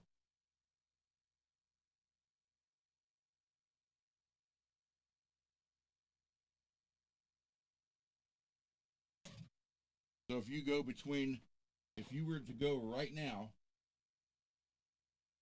and order, you were to go to right now and order both those the Sandoval and that, it would be more than what I have in them.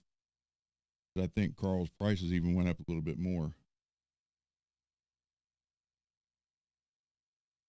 There's roughly 13 grand in those two guitars that I got invested in.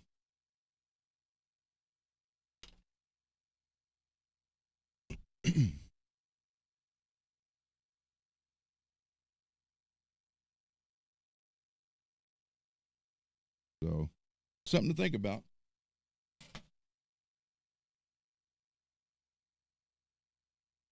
Turn the fan on, it's hot in here.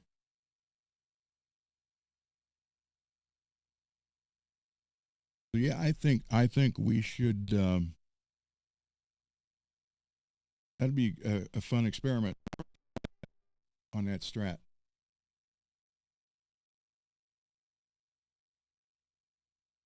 I do have quite a few Floyd locking nuts floating around. So all the old Screaming, yeah, Jerry, that originally had a Screaming Demon pickup on it, which I still have. I just took it off. I went with the white Invader. Two reasons. One, I like the Invader sound.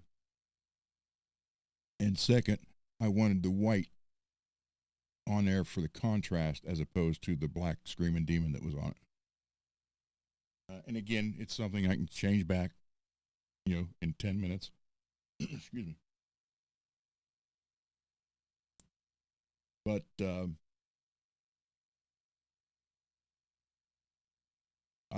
know, well, I just love guitars in general. So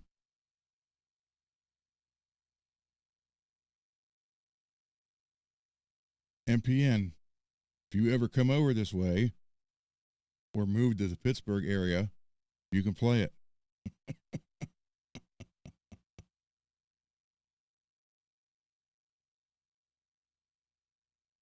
If you get to Pittsburgh, you're less than an hour away.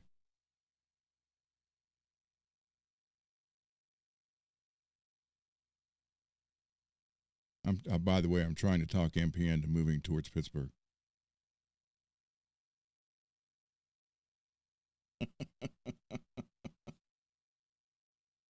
Well, Derek, if I still had the cabin down there, you'd only be about 20 minutes away. So, yeah,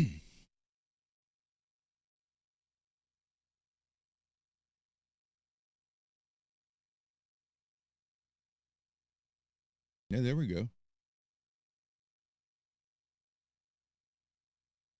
Oh, no, no, I can understand. I know in Philly, they feel that way about Penguins guys, and yeah, there's some of it here, but mostly here they're more acceptable. You'll hear, well, okay, you're not a Penguins fan, but at least you're a PA fan. So there you go. But you go over in Philly and say you're a Penguins fan, that'll get you beat up.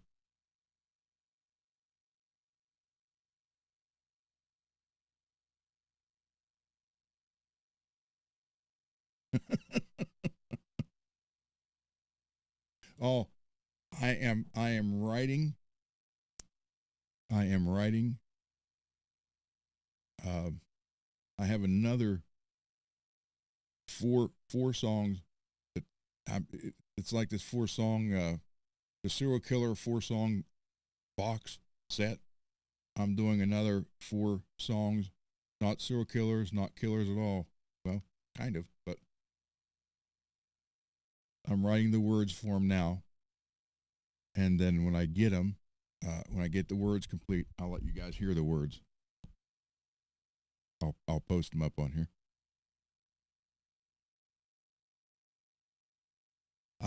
Derek, I have no idea.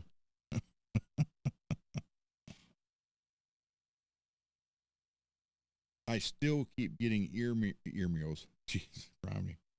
I still keep getting emails from this one certain person who keeps telling me to add one more serial killer song about Albert Fish. And I will never do a song about Albert Fish. And apparently this guy is really hooked on him for some reason. That kind of scares me.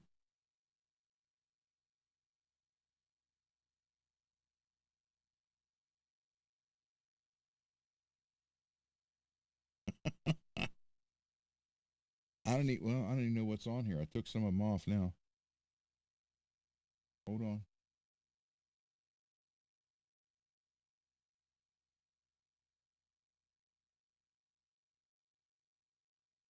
All right, I have 3 of the 4 curial. God, why can't I talk tonight? I'll tell you what. That whole no sleep 4 days, 3 nights and 4 days with Dave was here has been messing with me all week. I did 4 days on a total sleep 4 days, about 10 hours.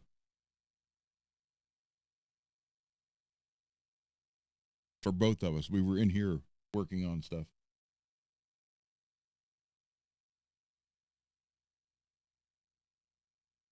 So, but yeah, I do not have the Lizzie Borden song on here. I got the one about H.H. Holmes, Ed Gein, and Jack the Ripper.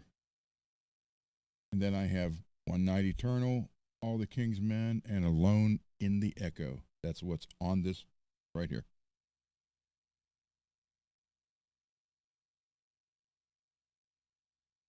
Oh, wait, I can do. Hold on. Duh. Right? Speakers are off. Yeah. Okay, I can play them all. I can do them this way. Oh, wait a minute. Dang it. See, I'm so screwed up. One Night Eternal, No More Love. Hell, Demons of Some Strange Reason, Alone in the Echo. Jack the Ripper, Devil's Blueprint, All the King's Men. I can do it the other way.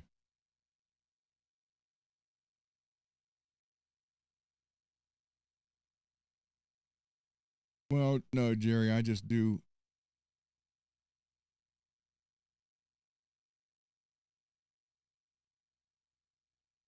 What do you want to hear? All the King's Men? Okay. All right, we'll play All the King's Men at request of Derek.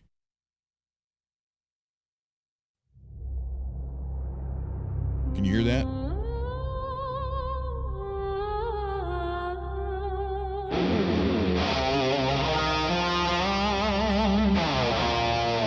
Up, down.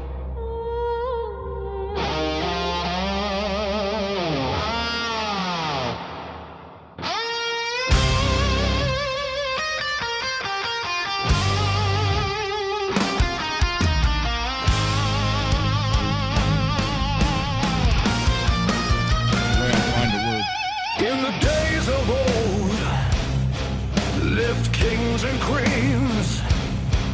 In a land of dragons, dragons, wizards, and dreams.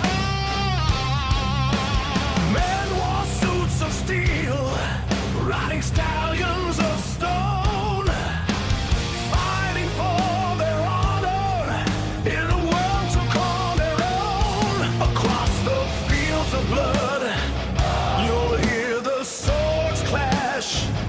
You'll hear their shields smash. Though many have fallen, their souls will never die. Just one dreaded listen. You'll hear the dreaded cry. All the king's men, driven from within, fighting to survive, dying their only sin, their only thrills to kill.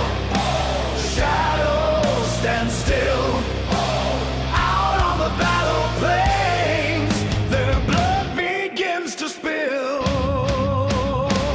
Yeah!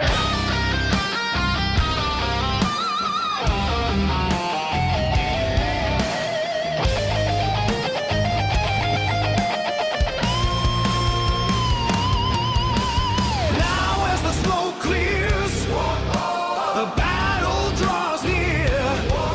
The sound of the screams, they seem to disappear. Thank you, As the Julian. men ride away, the battlefield is cold. Alone in the corner, the king, he sits alone. All the king's men, driven from within, fighting to survive, dying their only sin, their only thrills to kill. Shadows stand still, out on the battle plains, their blood begins to spill. All the king's men, driven from within, fighting to survive, dying their only sin, their only thrills to kill. Shadows stand still, out on the battle plains, their blood begins to spill. Yeah! All right. So now,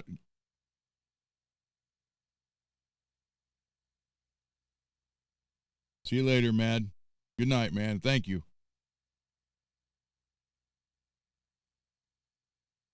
So what do you want to hear now? Because I know once we start, Derek goes through all of them. We hear Jack the Ripper. We'll do the 4 serial killer songs, if that's okay with everybody.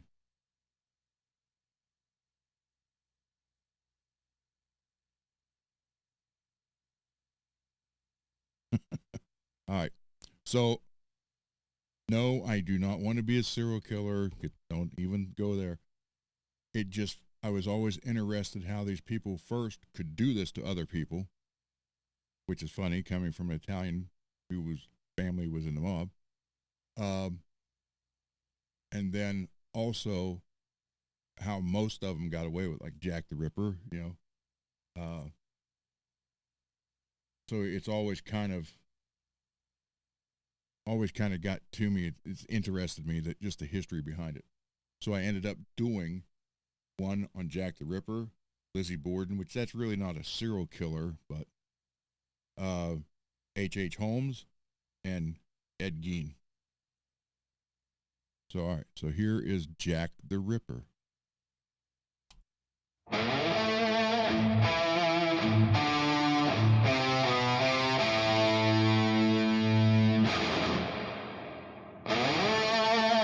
first one wasn't even supposed to be on there. It's supposed to start right here.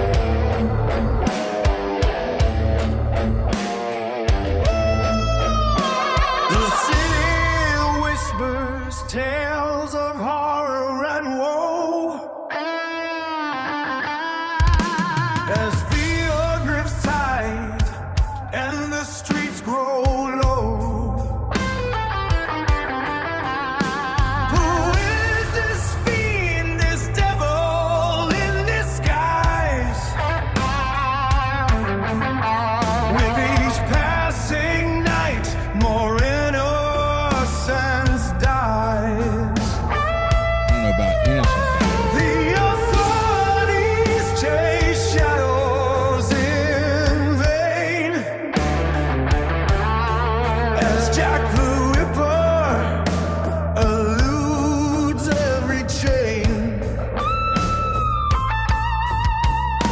A ghastly legend, a nightmare's birth, spreading terror throughout the earth.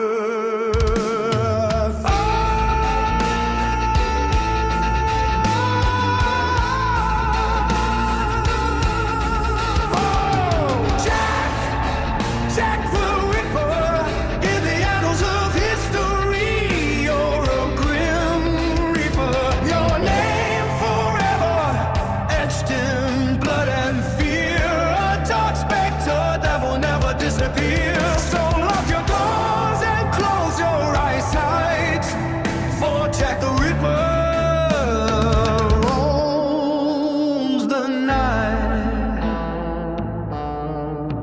In the shadows he waits, his hunger unbound. A nightmare haunting London's ground. All right, there's Jack the Ripper. Yeah. Oh, nope. Yeah, that one was no good. Just a regular. First time you tried to tighten that, it would have. Got another one.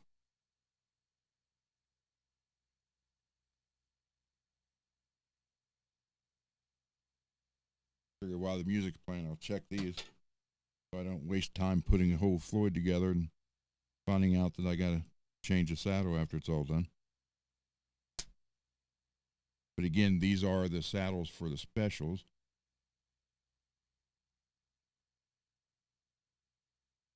Oh, I guess you're welcome, Julian.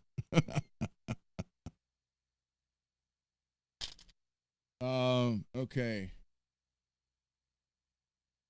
Well, with that in mind, Julian, they still think that H.H. Holmes, the man who built the, quote, murder castle in Chicago during the World's Fair in the late 1800s, was Jack the Ripper because he was in London at the time that happened, and then when he came back to America, the killings stopped. So, who knows? But this is the one.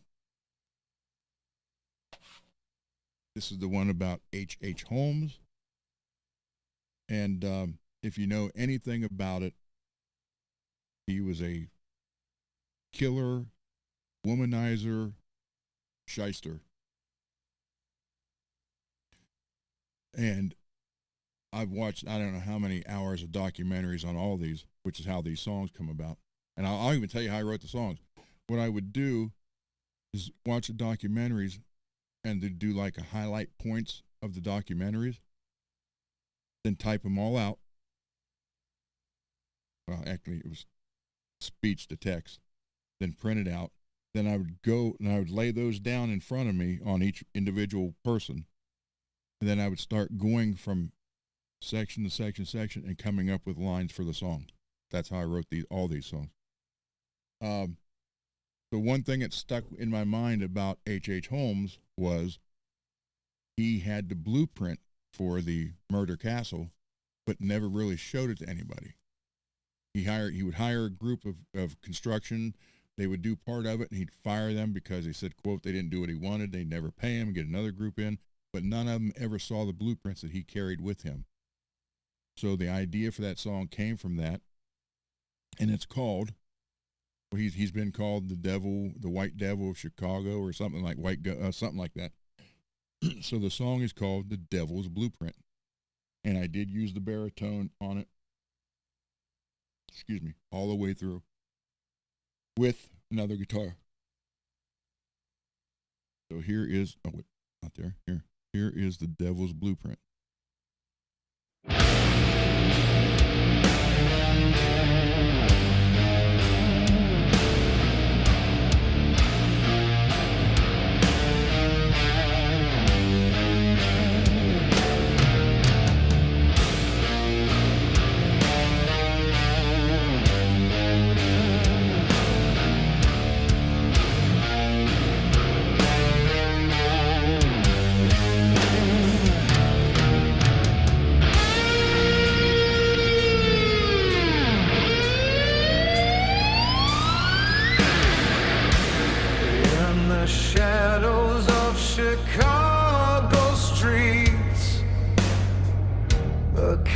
so built with wicked deeds.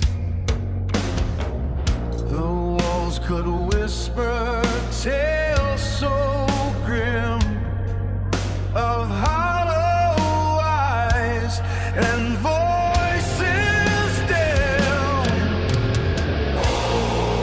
The devil's blueprint in his hand, a twisted mind, a deadly plan. Lies like poison, cold as steel. Heaven wept for those who kneel.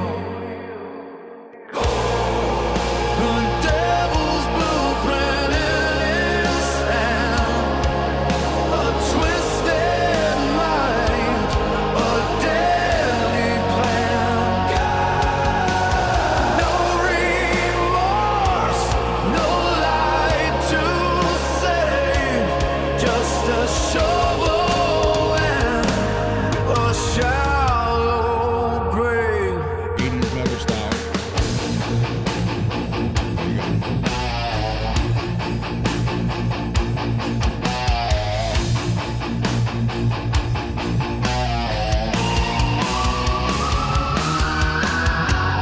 The gas pipes hum a lullaby for souls who came but never left alive. A smile so sharp, a heart so black. The clock ticks on, no turning back. In shadows cast, where echoes take flight, his whispers low, where secrets ignite. In dreams we find, where truths unwind, paths untrod, where mysteries unfold. Shadows deep, Thank you, Drew. where legends breathe, in silence fast, where life doesn't Now here, where I kind of trying to make it confusing, because that's what the whole Murder Castle did, was confuse you.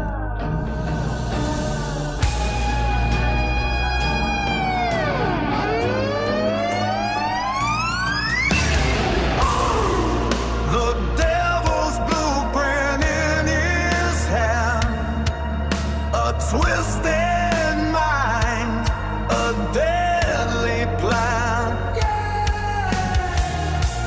Lie like poison, cold as steel. Heaven wept for those who kneel. Earth shook with the wicked's call. Fire danced if the dance clean. Water cursed by sinners' tears. Air whispered with villain's breath. His victims came to a certain death. Oh, So there you go. That was, let's see, do I have?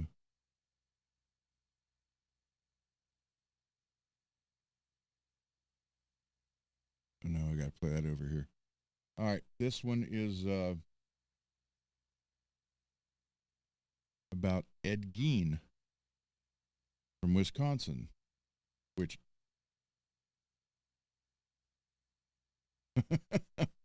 yeah, there's no way I would ever anything about that. But so this is about Ed Gein, and any horror movie from the Texas Chainsaw to Saw,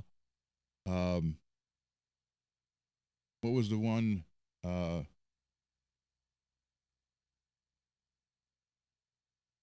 oh, I can't think. It rub the lotion on the skin, or it rubs the lotion on it, whatever it was. That is all that came from the crimes of Ed Gein. So here is Plainfield's Monster from Plainfield, Wisconsin.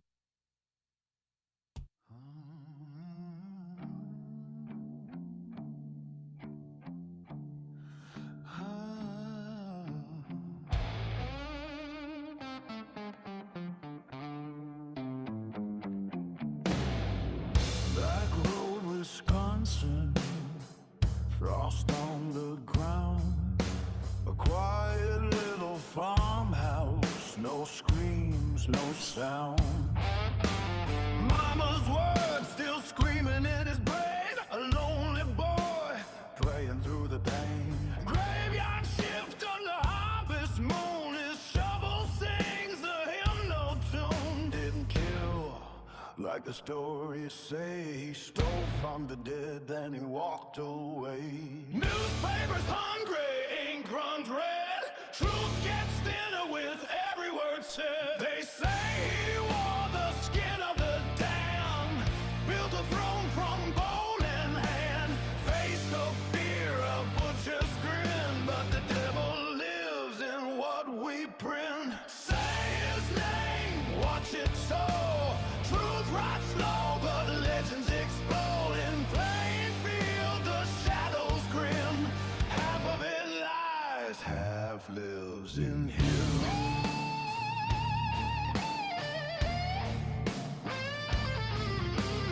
Lampshades lit with a human glow, belts that once had names, you know. Master faces, frozen screams, a man hiding inside a sick drum. Mother dead, but she's never gone. Her voice still pulling the curtains drawn. Not a king of blood and war, just a mind that snapped before. True woman killed, the rest on earth. The lie gets louder as the legends burn. They say he danced in a house of skin, drank the dark, let the madness in, caught his sins in candlelight, but sin sells better in the night. Say his name, watch it so. Truth pops slow, but legends explode in plain field. The shadows grim, half of it lies, half lives in him.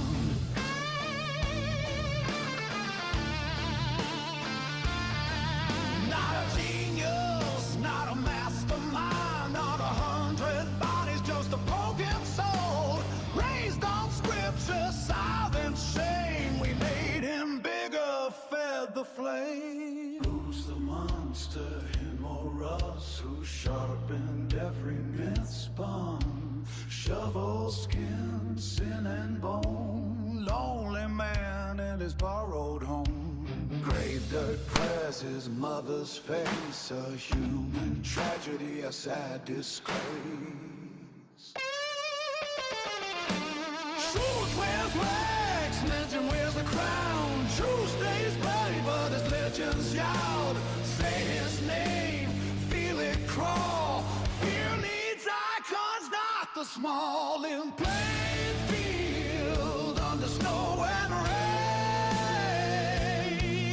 A sick man lived, and we made his name. Candles out, the story stays. Truth in shadow, myth in flames. So, if you notice on there, I put words in like lampshades have a human glow, belts made from names you know. I didn't want to go into graphic with the words, so he actually took human skin and made lampshades. He made belts from the nipples of all the women. I didn't want to say that, so it was belts from names you know, because everybody around, it was a little town, they all knew everybody. So I kind of had to play with it like that because I didn't want it to be, ooh, that's sick. You know, so the whole thing was that one went through a lot of rewrites on the words. So, and I have to go over here to play Lizzie Borden for you.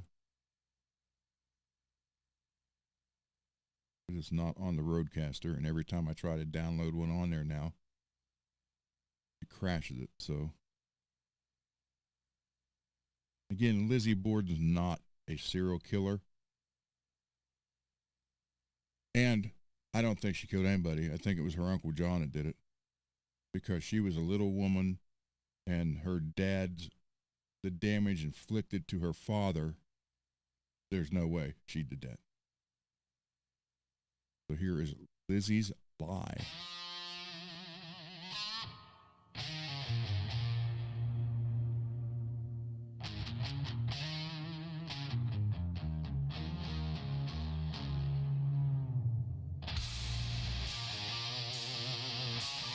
Thank you, David.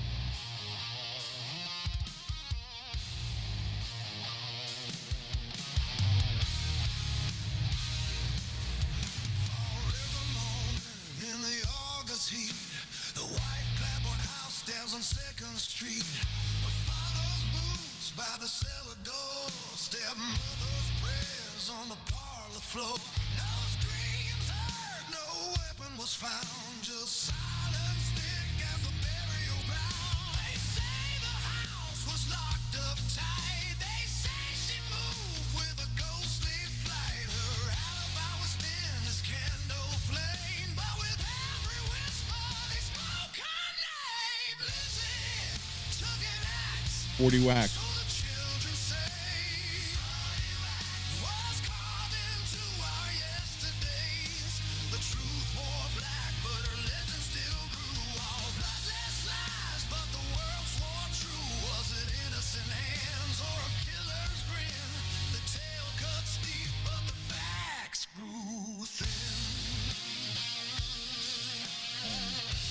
Where'd I go?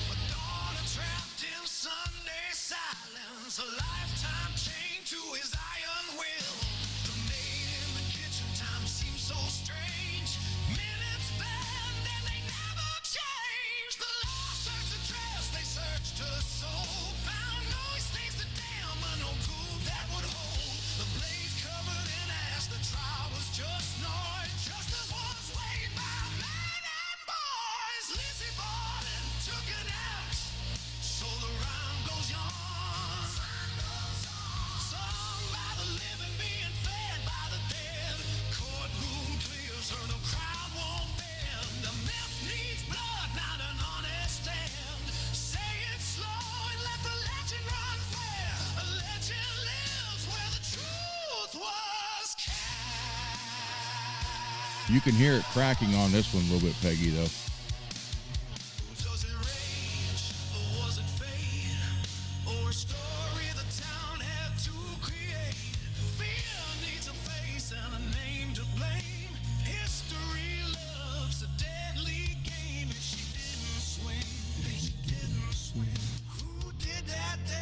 Her Uncle John.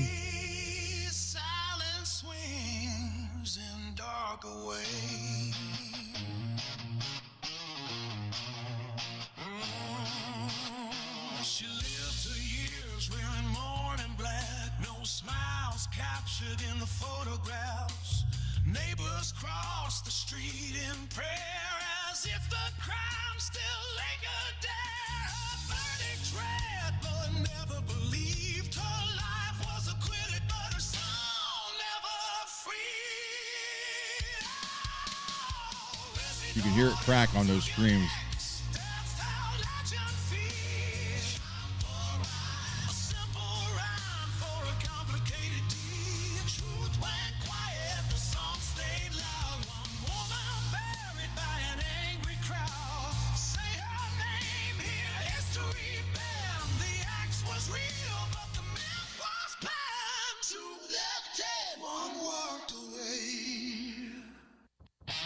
Oh.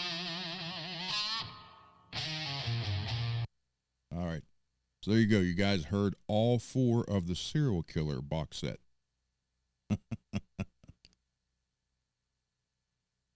Yeah, on some of these, Peggy, if you really listen, you can hear when he's doing reaching certain levels, you can hear it start to crack, which is fine with me because that shows it's real.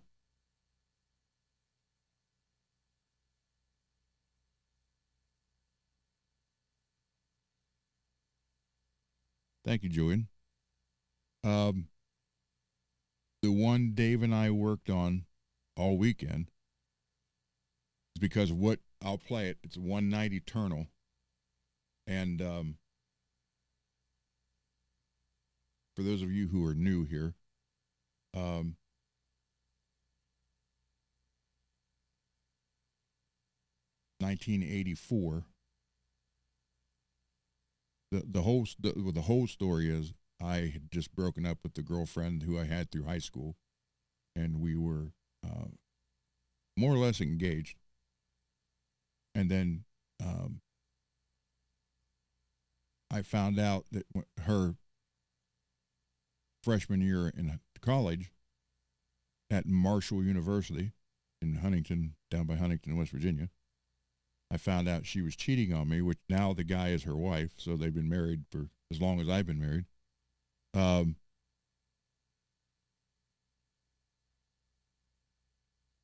And I went out that night and ended up with a one night stand. And no, it was not a hooker. And I started writing this song in 1984. I had the first verse and about half the second verse. And then I kind of got over it and dated a couple more girls. And then I ended up meeting my wife. Well, I knew her for a long time, but I didn't date her till early 86. And we were married in 87. And Cole was born in April of 88. And I've never looked back. But going through all these old songs and everything, I had come across those lyrics. Now, obviously, my wife doesn't care for this song. I understand why, but it was before her. So I finished it. And everything you hear, why can't I? See, spent a whole weekend awake, 10 hours sleep over 4 days, and it's still getting to me. So everything you're about to hear is me. Drums on my programmable, which I showed Dave when he was here. He thought that was great. Dave was our original bass player. He's a true bass player, not a guitarist that couldn't play guitar and went to bass. He wanted bass and played bass his whole life. So I did the bass on here, but I didn't do anything, just basic stuff. I just followed what I did on the guitars. And since this was done, I was thinking of other stuff that could be done on the bass. And then instead of the straight guitar track that you're going to hear, I play with it now with kind of a, the way Dave described it was like a sleazy type chug, I guess. And so we're going to redo it. He is going to do all the bass, not me, but what you're going to hear is me. And then I'm going to add another guitar track to it with the sleazy chug in the background. We're keeping the drums and Kevin singing. We're keeping that. So we're pulling out the bass you're going to be hearing and going to put Dave's bass in it with him playing. And I'm going to add another guitar track. Other than that, it's still going to be the same. And here is the song called One Night Eternal. And this is the one I think he sounds best on singing. And it was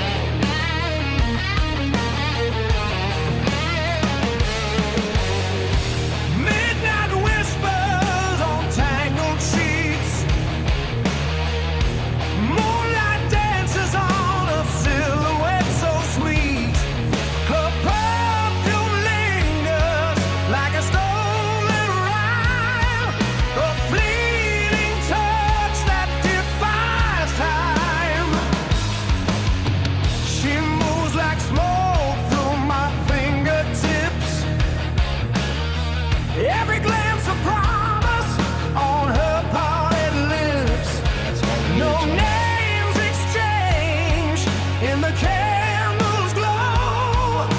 Just two shadows melting slow.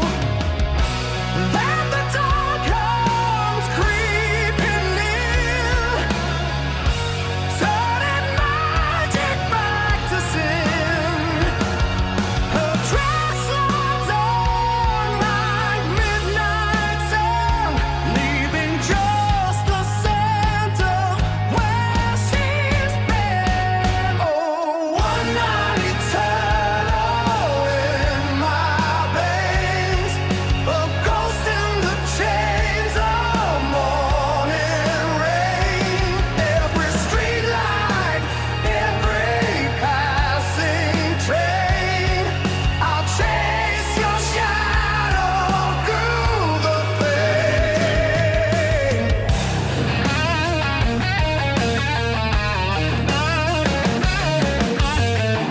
Now the city's full of echoes and lies. Every dark-haired girl catches my eyes. Beggars and kings all look the same when you're drowning in a missing name. Footsteps fade on the avenue, but none of them ever sound like you. The bartender pours another wound while the jukebox plays a forgotten tune. Oh, one night eternal in my veins, a ghost in the chains of morning rain. Every street lamp, every passing train, I'll chase your shadow through the pain.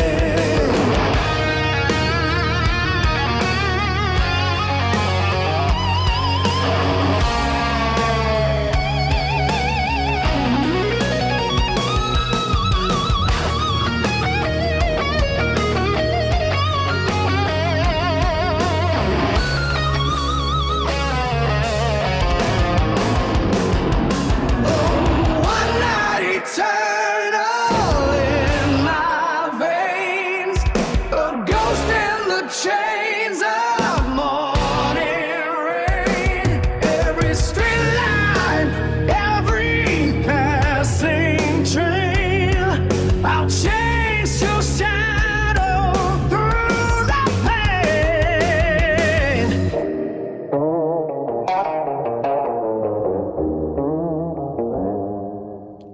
Thank you, Matt, and welcome. Welcome to the chat, the family. Yo, this is the family here. Never turn against the family. Don't ever turn against the family. So now you guys actually know the whole story behind all that.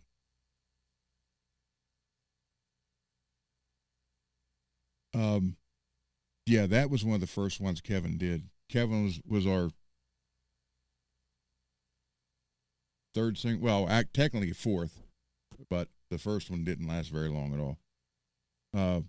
So I always say third singer. He's not the one in that photo.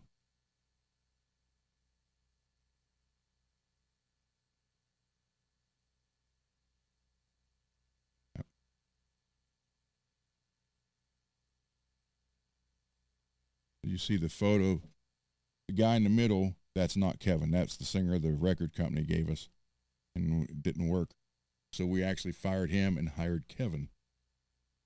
Kevin is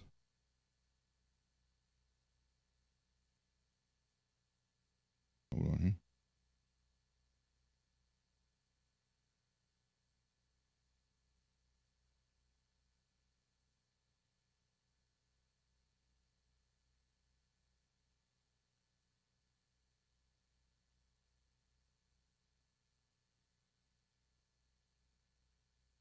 And this photo is one of the promo shots we did when we went to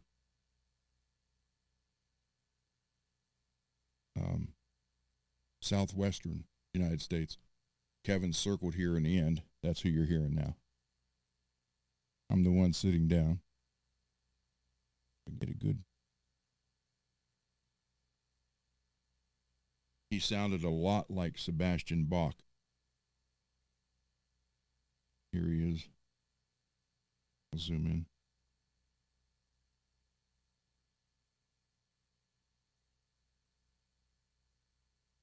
So we were all in our 20s then. He's now 57 doing these recordings.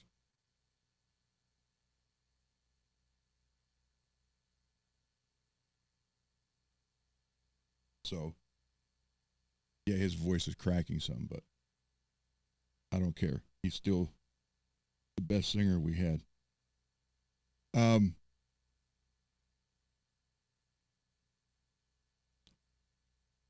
I did a,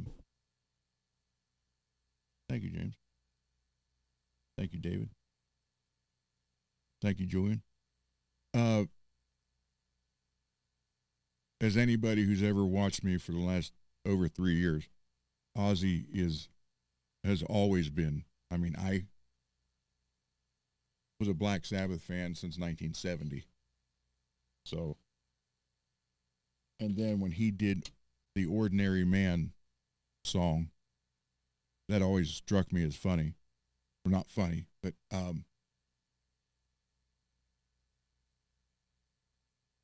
well, I mean, I can understand now that he's passed. You know, we didn't know a lot of stuff that he went through. They kept it hid. I just thought it was kind of weird that he did a song like that when he did. Now I understand why. I've had 2 strokes. One, the first one was a serious one. The second one was nothing. But it got me thinking, you know, you don't want to die alone. You don't, that kind of stuff. You want to leave, like I've said before, my kids can get all this and sell it and there's nothing left. But when you do music, it's always going to be there. So I kind of wrote my version of Ordinary Man. It's called Alone in the Echo. And it's about not wanting to die alone and leaving a mark somewhere. So here it is.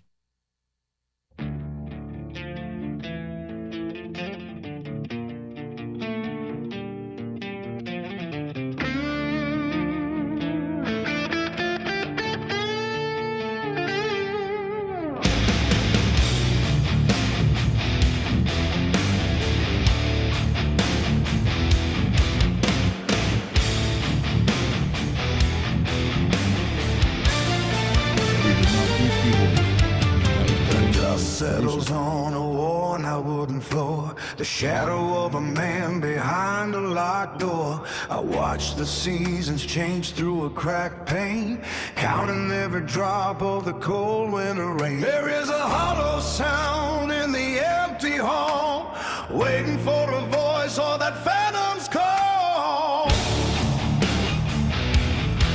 I buried my secrets in the backyard dirt, tried to hide away all that hurts. The clock on the wall has no sound, looking for the melodies I never found. My boots are covered in the miles of the past, wondering how long the quiet breath will last. The ink is trying on a page with no name, the monster circling the dying flame. I see the finish line drawn in the sand, holding on to nothing with a trembling hand. I do not want to go wherever silence takes its toll, leaving not a trace of my struggle or my soul. I do not want to fade like a vapor in the sky. No one there to witness my last goodbye.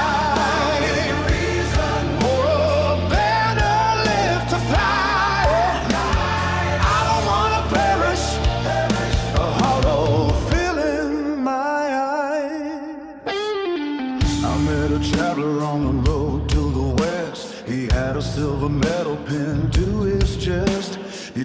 that the glory was a bitter pill to swallow, and the heart inside is jagged and it's hollow. He had 1,000 stories, but no one left to hear, trading all his triumphs for a single human tear. The prophets in the street are howling at the moon, singing frantic and disconnected tune. They talk of heavy burdens, the price of being free, but none of them can offer clarity to me. I am looking for a spark in the middle of the night, something more than shadows dancing in pale light.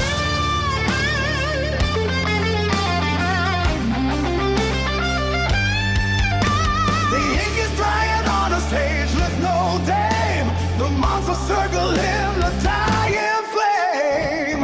I see the finish line drawn in the sand, holding on to nothing with a trembling hand. I do not want to go where the silence takes its toll, leaving not a trace of my struggle or my soul. I do not want to fade like a vapor in the sky, with no one there to witness my last goodbye. My last goodbye. Give me a reason or a banner left to find. I don't want to perish, a hollow film in my eyes. I do not want to go where the silence takes its toll, leaving not a trace of my struggle or my soul. I do not want to fade like a vapor in the sky, with no one there to witness my last goodbye. That's us in the magazine sharing a page with Lita Ford. So,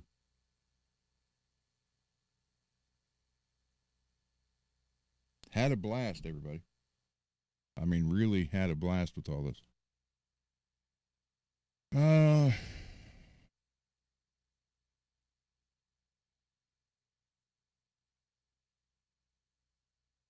Here's another one.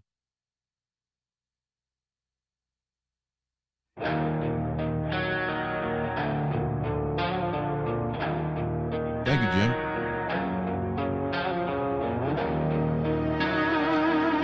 Cole was here yesterday, Dave.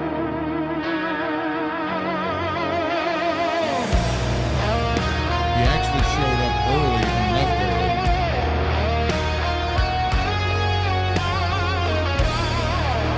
When I got their stuff ready, they're in Brooklyn. In the depths of the night, where shadows weep, a love twisted and dark, so deep. Your touch, like a dagger, cuts me to the bone. In this abyss of passion, I'm all alone. Our love, a blackened flame, it devours, consuming us in these haunted hours. In the darkness,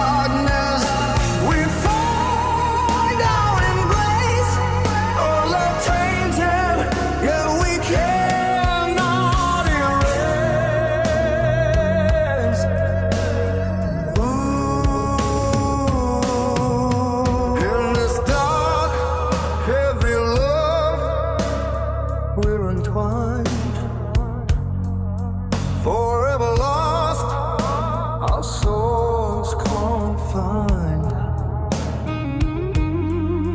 In the depths of despair, we'll forever roam. In this twisted love we call our own.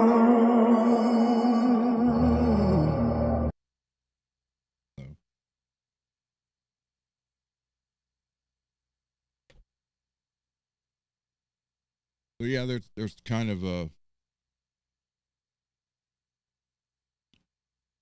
yep. Well, pretty much, David or Matt. I really do. David, no, he wasn't on the. He was here, but I didn't do the show yesterday because he came early and left early, and I had to get those done. And I had that got that bass done. He come pick that up, that white bass. So it was busy yesterday, all day. That's why I didn't do the show last night. So, but I will have him on. He usually comes here on Wednesdays when he does, because I said he lives 3 hours away now, but he's off on Wednesdays and Sundays. So I told him one Wednesday when he comes here, while I'm working on the guitars, he can sit here, I can do there, and then we could split the cameras, and you guys can talk to him.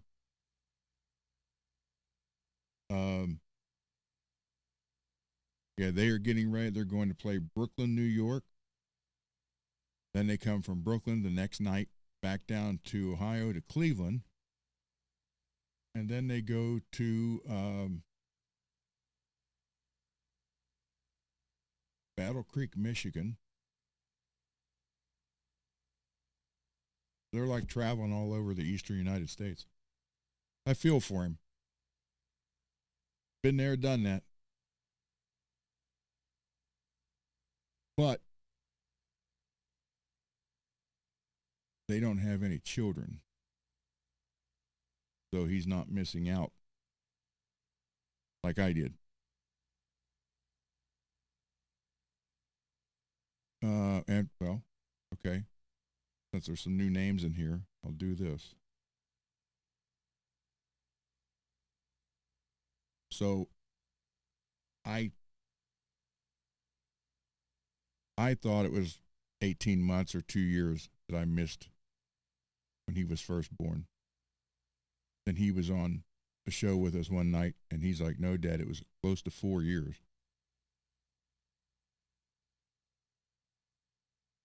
And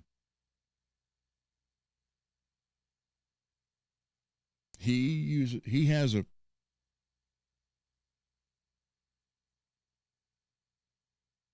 has a complete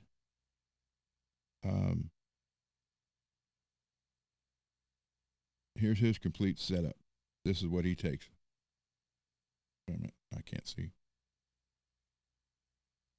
This is what he takes. That's it. No cabinet, no nothing. Those guitars and that rack.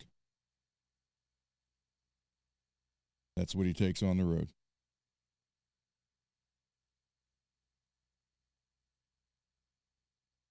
And one guy in the band has a gigantic Winnebago they travel in. Yeah, here it is on stage.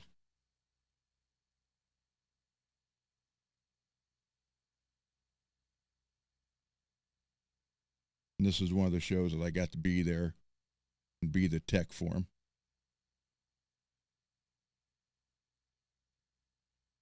Wearing the same shirt. Peggy's got the shirt I want.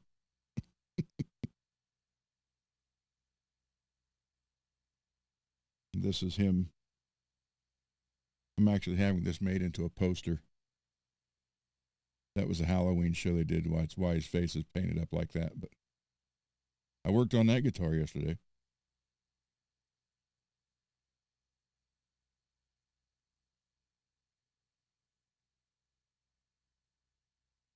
Derek, I hauled 3 full stacks around and 6 guitars. Here's their.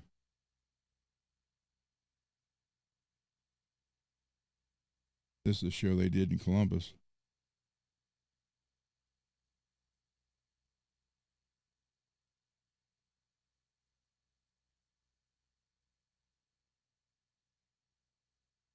Yeah, there it is.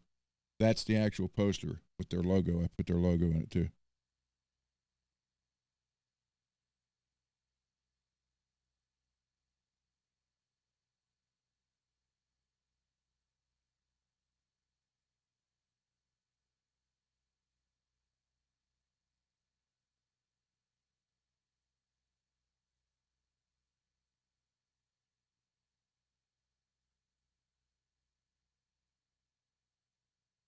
That's their.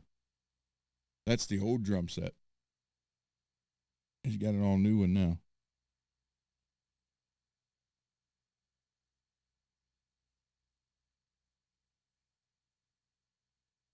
Yeah. This is without the. This is. He didn't have room.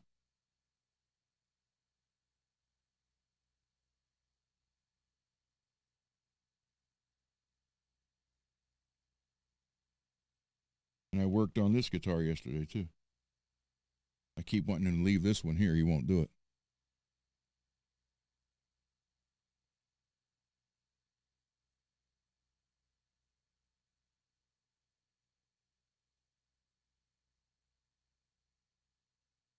And here's another. I thought about this one for the poster.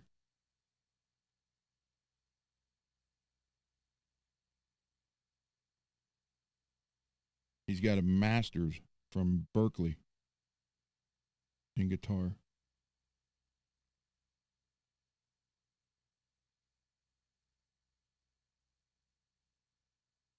Yeah, there's another one, the drum set. That, yeah, that's without some of these shows. The stage isn't big enough, so you can't use the other drum, bass drum.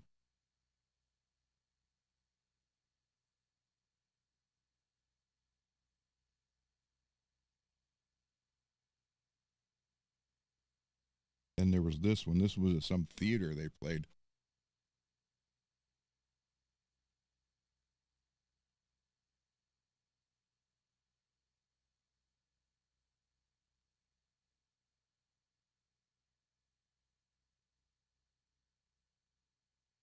But yeah, that's all. That's all he.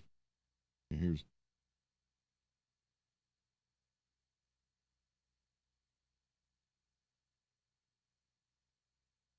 That's all he takes on stage.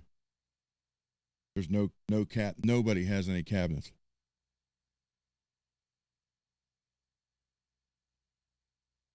So the shows I go there. Like I said, I'm the tech, and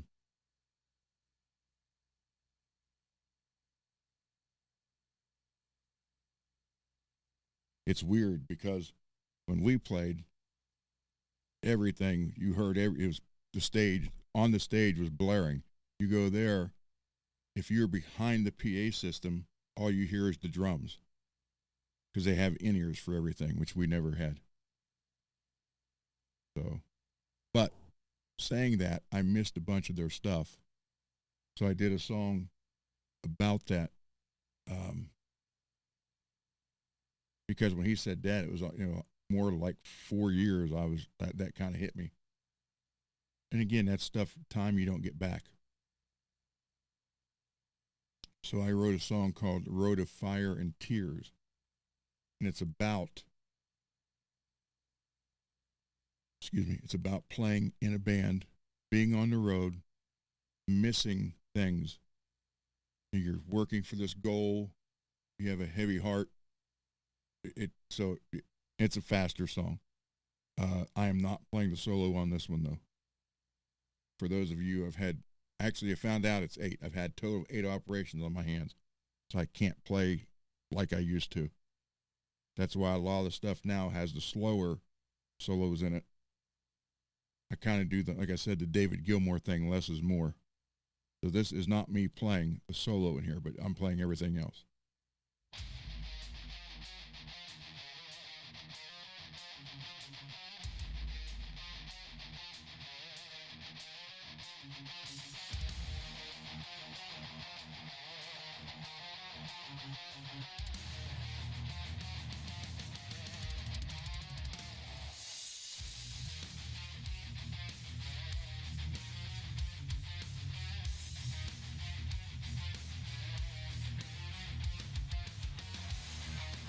The first words are stage lights burn, so burn like 1,000 suns, but doesn't sound like he says stage lights.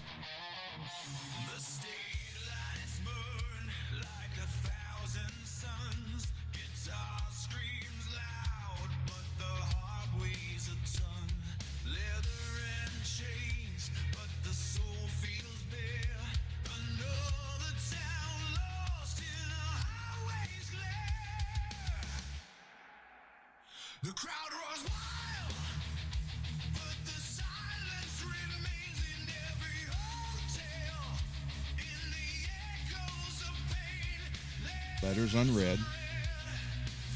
Photographs fade. Promises broken. promises broken, the price that we pay. This road of fire and tears, where the music drowns out all the fears, but the echoes of love still call my name through the smoke and the flames.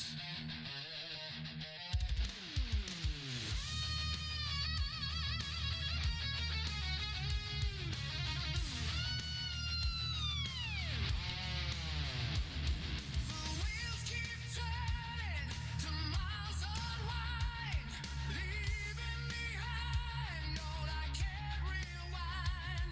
The face in the mirror I barely know, chasing the dream but moving too slow. The spotlight fades, the night grows cold. Another story left untold. The strings are worn, the voice is weak, but the fire inside still begs to speak. Now that part right there is me. That's all I had to do with the solo. Now it goes on to this is someone else from here on out.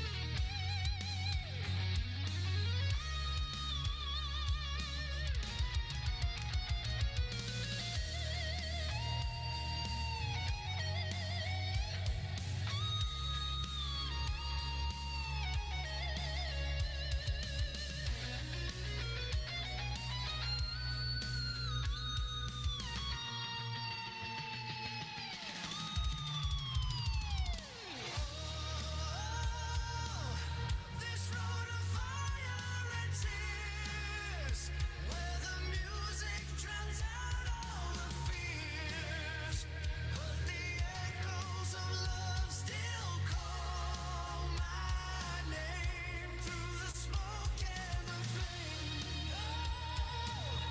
This road of fire and tears, where the glory can hide all the years, but the stage is my home, the crowd is my prayer, though my heart's never there.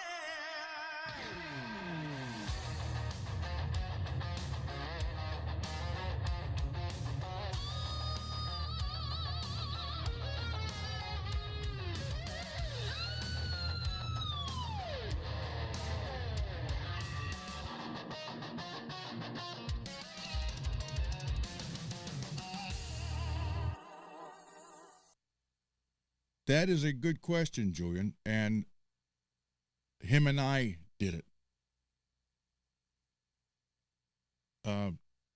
I wrote the music, I wrote all the words, and then I had an idea of how, because putting it to the music, how I'd want it to go. So I would, either hum it along or terribly sing to him the idea. Then he would take it from there. So both of us did it.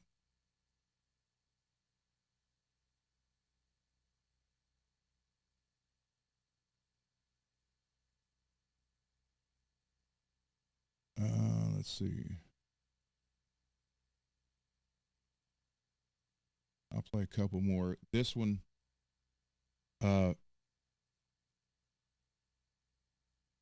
those who've been here for a while, I've played this a few times. It's actually, I don't want to tell the whole story, but it's about my uncle who died in World War II. And Bay Area Rich actually went to the gravesite for me in the Philippines. And the quick story is February 23rd, 1945, he sat down and wrote a letter to my grandmother. And the very first thing he says is, for some strange reason, I had the urge to write today. Less than 24 hours later, he was killed. So Rich went there, and a bunch of stuff happened for me, thanks to Rich. And for that, Rich will ever be a family member as far as I'm concerned. So I wrote a song when I got all that stuff back from the Philippines, Manila, the graveyard. Rich got back in the States and sent everything to me. And I sent he's got a copy of the letter, everything. And so I wrote this song about it. So this won't be the last one I play because I will not end on this one. But it's about my uncle. It tells what happened when my grandfather and my other two uncles got home from the war without him. Their parents had died. So my grandfather, being the oldest, had to make a decision whether or not to bring him home and bury him with their parents. And he decided that all brothers told my uncle or my grandfather that if something happened, just leave us there. So my grandfather was in Germany in a battle when he got the notification that his younger brother, Charlie, died. And he, wanted to respect his brother's wishes, so he left him there, but he spent the rest of his life wondering if he made the right decision. And none of us ever got to go to the Philippines to see the grave. That's where Rich stepped in. So that's what this song's about.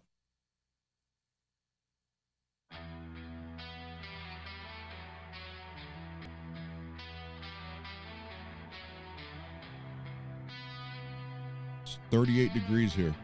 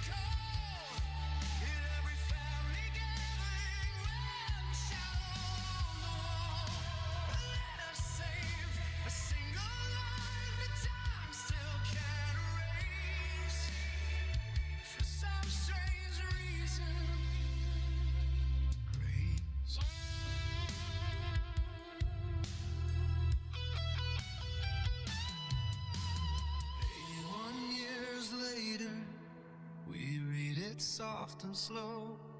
The opening line still trembling, saying more than he could know. Was it instinct? Was it fate? Or love refused to rest? A soldier's heart reaching home within his chest. We never stood beside the ground where this young body lies. Never saw the losing sunrise through our own eyes. But we stand where that letter lives, one fit and true, and feel him in the spaces between me and you. 3 days short of coming home, but never far away. He crossed the ocean in his words the night before he fell that day. An army soul, a brother, a son forever know. For some strange reason, he made it home.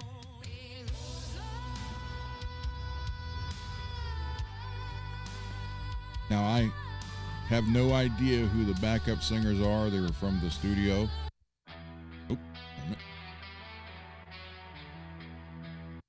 So any of these songs that you hear keyboards and backup singers, have no idea who they are.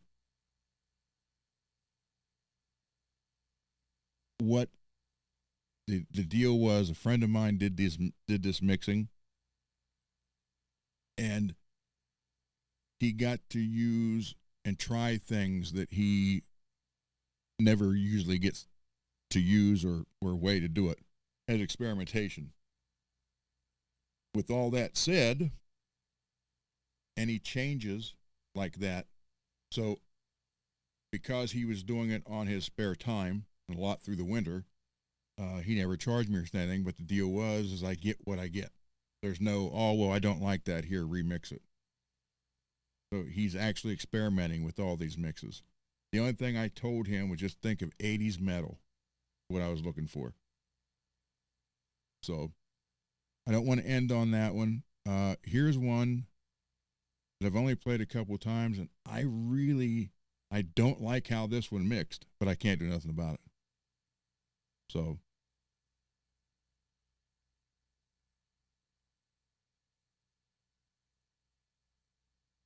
Greasy 372, cool. Well, that's two more. It was 370 today when I looked.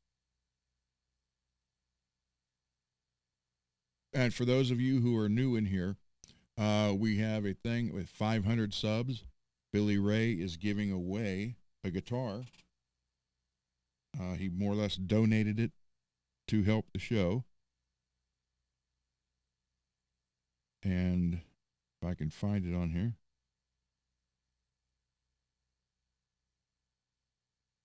So it's something that Billy Ray, it'll be coming from him.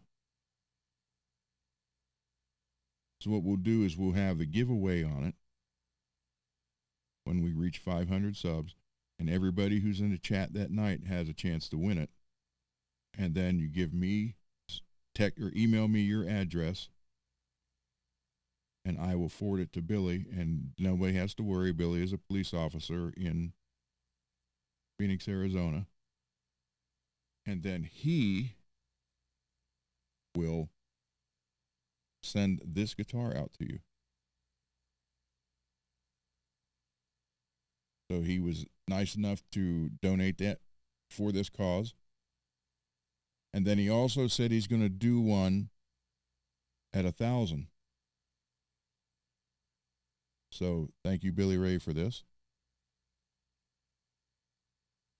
So, and it would be completely free. You get the guitar free, and he's shipping it to you for free. So, all right. So let me go to. Here's one I've only played it a couple times, and I really don't like. I like a lot of it, and then I don't know what he was thinking when he did some of the background. He took stuff out, added stuff, and it just kind of took it away. But here it is.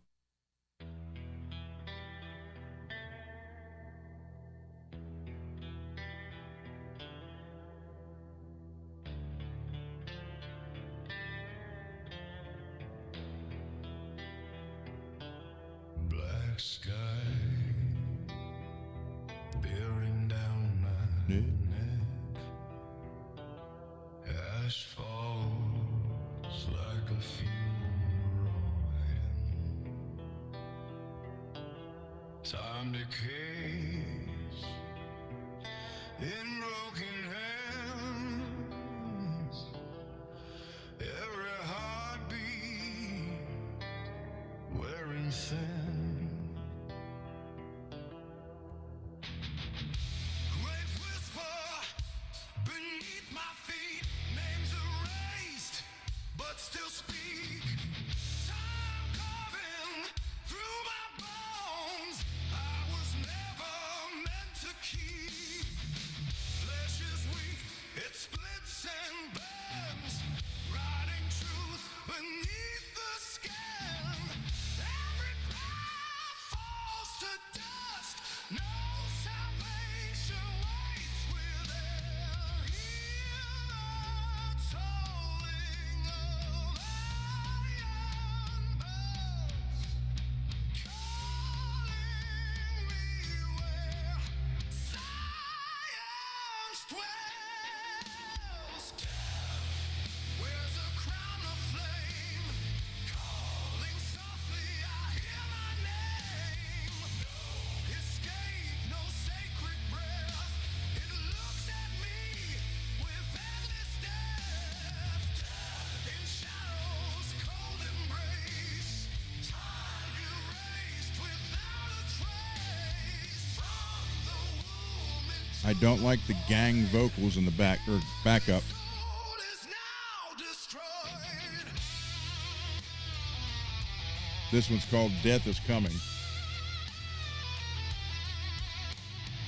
Eyes like holes in hollow night. He took the guitars out. Watching the world decay. Kings and liars, saints and thieves. Everyone dies all the same. Blood runs black beneath the moon. Choking on your final breath. No. Truth revealed in a final gasp. No one's coming, no one cares. Drag me down below Right there. I was like, what the? where the light never goes. Strip my breath, baptized in the I do not and will not ever like that part. I saw the end before my birth, a silent God, a dying earth. Heaven waits, no fire, fear. Endless night drawing near. Death carved in every living thing. Final truth, all suffering brings. All we die, it fades to black. There's no returning back. There's my body, leave the pain. Nothing lost is lost in gain. Close my eyes, let me drift into my endless rift. Ash to ash, bone to dust. In the end, nothing trusts. Silence grows cold and deep. Death has come to claim its keep.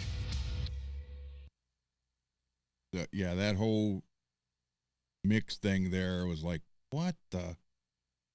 Was not what I was expecting he would do with this. But again, he is experimenting. So we'll do one more. It's a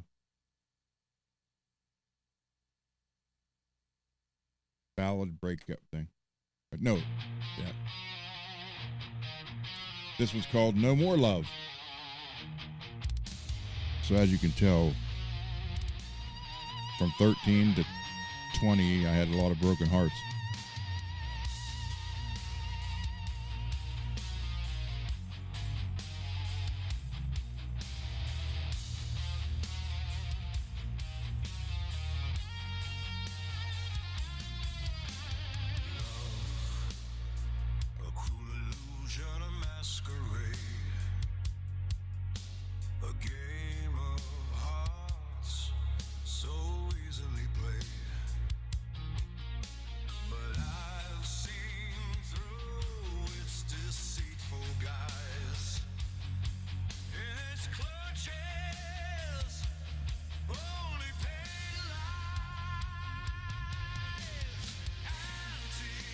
Anti-love.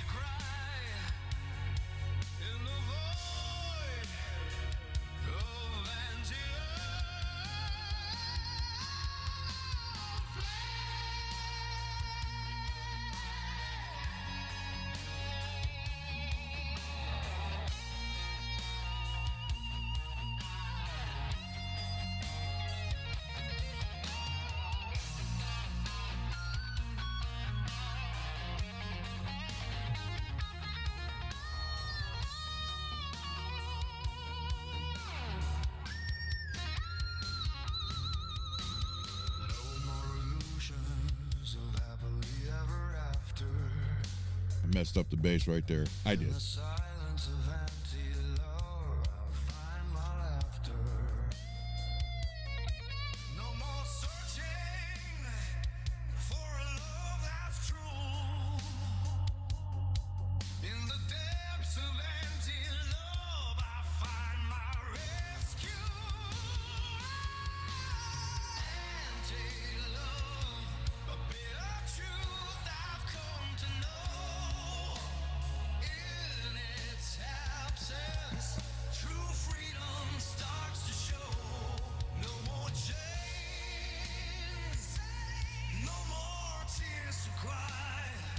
That's funny, David.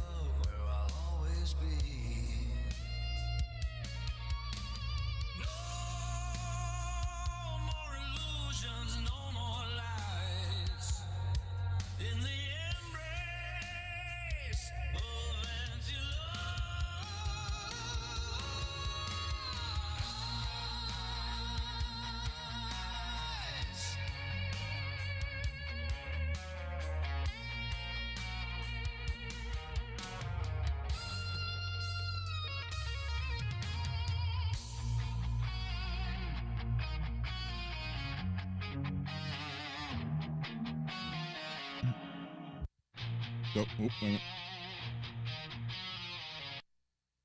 All right.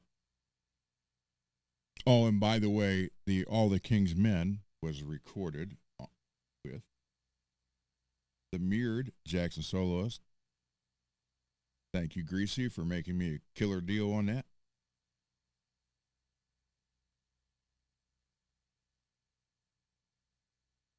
I was trying to cut back on coffee. I've tried to cut back on guitars for 50 years. You can see it's not working. Shielding paint versus tape. Well, yes, Derek. In my opinion, tape is better. But what works really great is if you take the shielding paint. See, the big mistake people make with shielding paint is they use one coat, and that's it. They think that's all it needs. For it to work properly, you're looking at 4 or 5 coats of it. And a lot of people don't want to do that because it's not cheap. But if you put shielding paint down like one good coat and put tape over it, you're perfect.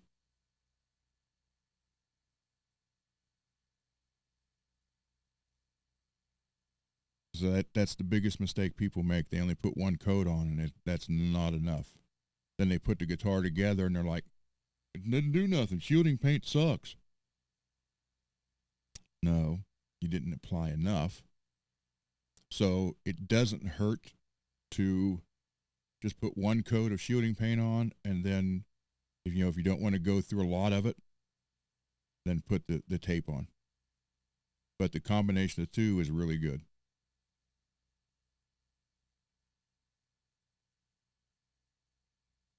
Greasy, nice to hear that Jackson on a good recording. It was nice to play that Jackson for that recording. Yeah, yes, because there's copper tape that doesn't have the shielding in the adhesive, and what'll happen is you'll have just a bunch of different little shielding thing, and it won't be the continuity won't be there. So when you buy it, wherever you buy it, make sure the adhesive is also treated. Your Strat with a Duncan 78. So it's not a Super Strat. It has the pick guard, right? Strats are kind of hard to shield properly. A lot of people will shield the whole body and then put one strip where the potentiometers come up, and that's it. So the best way to shield a Strat is to take everything off the pick guard and shield with tape the entire back of the pick guard, everything, the entire pick guard. Not just that little strip where the electronic come through. Do the whole pick guard. That will make a difference.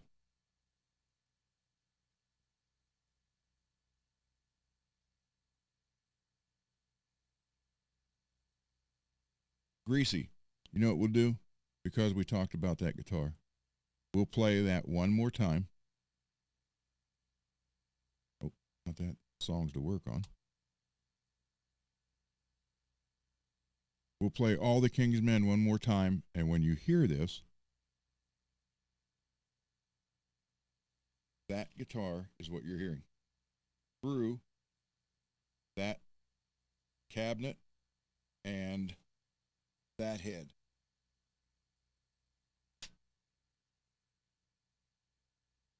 Because you're pointing it to the ground. That's a ground. You can joke about that, but really the earth is grounded. So, all right, so we'll play this one more time. That'll be the end for the songs tonight. But here you go, Greasy.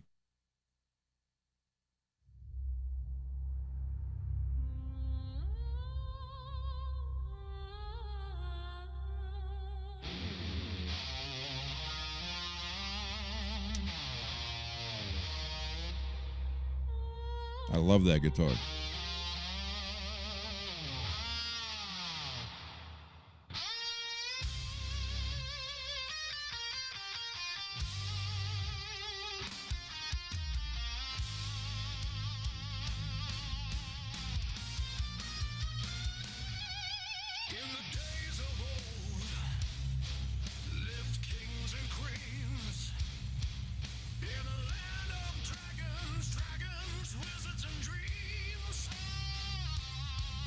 Thank you, sir.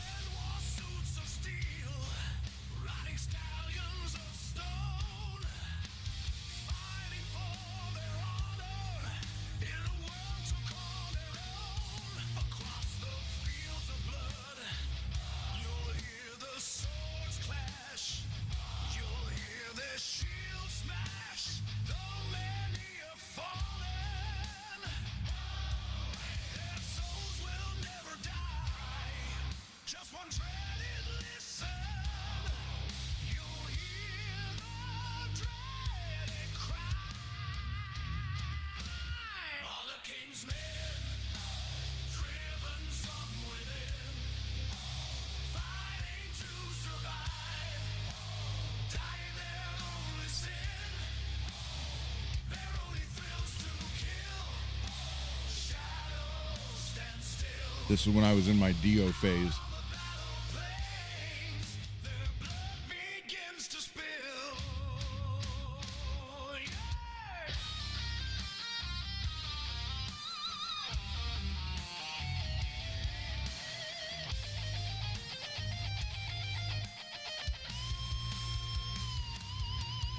Yes, Joey.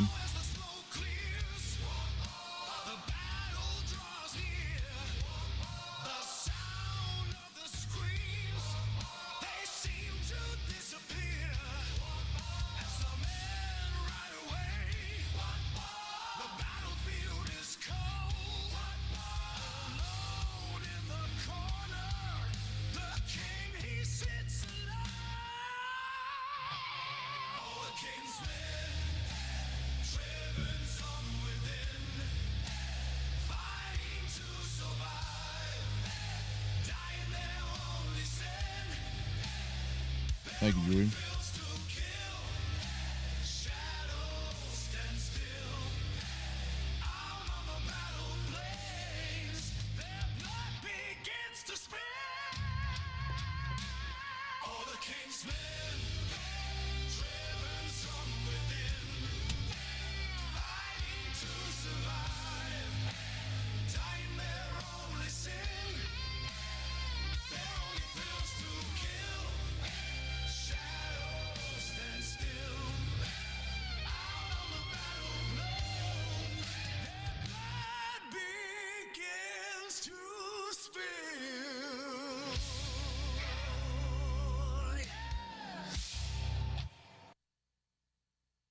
Little off right there, that last thing. But no, that was that Jackson Pro Series soloist. And then I used the whole Mesa. Actually, I did use the whole Mesa stack. That's oversized rectifier with 8 vintage 30s. And then the second amp down is the Engel Invader 150. That's what I use with it. The one on top, the Powerball 2. And then I also have the Savage 120, although it's not here. That's a dual rectifier Mesa, a completely rebuilt B52, 11 or 13 tubes in that amp. Then in the bottom, but you can't see because the Charvel chair is blocking it, is a custom ordered 1988 Randall. Dead.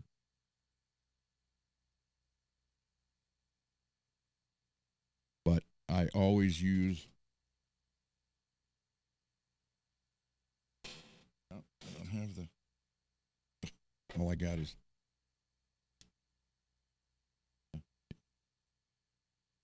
Can't see it, but that is a. Yeah, it's the oversized rectifier.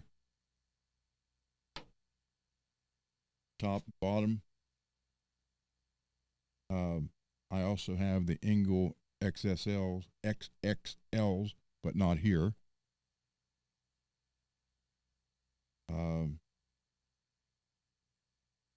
So those are like my favorite amps. That's why they are here.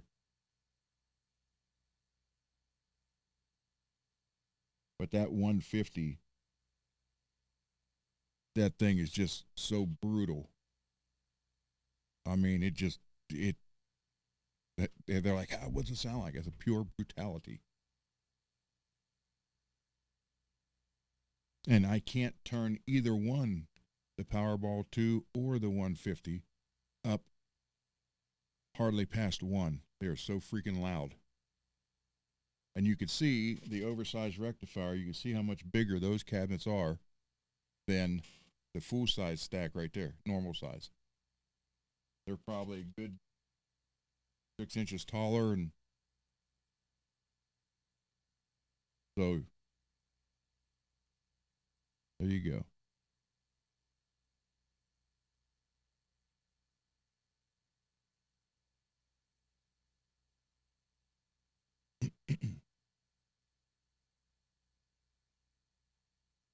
So, any other questions before we end tonight's long show?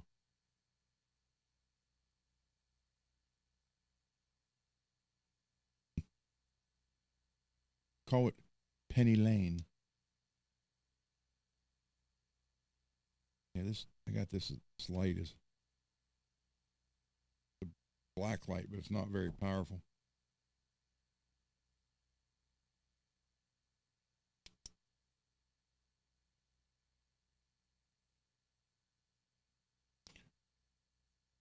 Julian, you're fine. Thank you. Thank you for the questions.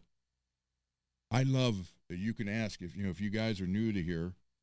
I love questions, and if I don't know the answer, I'm not going to lie to you. We'll figure it out together. So,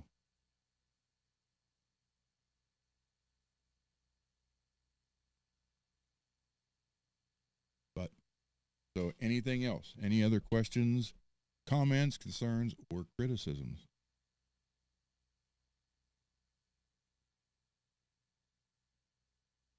Just no character assassinations. Don't do. Oh wow, that was bright. Don't do that.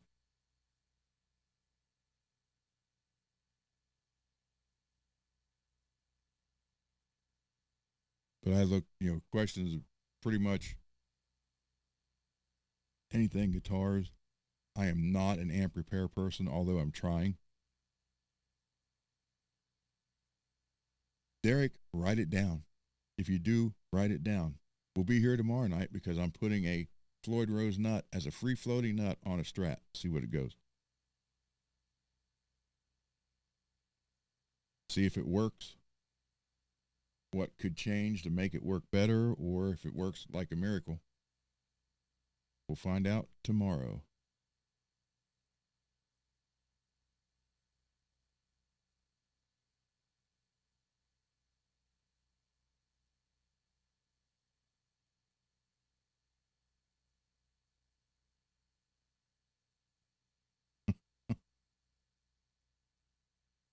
All right. With that, I appreciate everybody being here.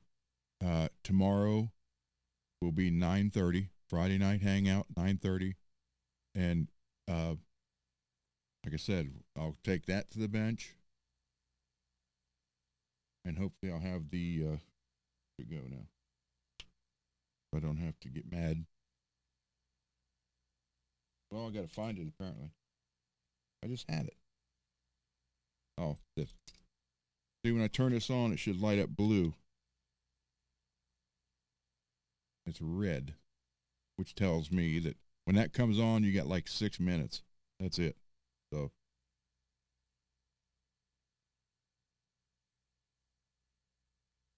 okay, Derek. Well, just send it. You got my email address. Go ahead and send it. Julian, you're welcome. Again, at 500 subs, we have that guitar Billy's giving away. And if you do want, even though I'm not wearing it tonight, I'll wear it tomorrow night. I have the Fretworks logo shirt, sweatshirt, hoodie, or hat available at the store. Thank you to Mr. and Mrs. Mick. That is all they're doing. And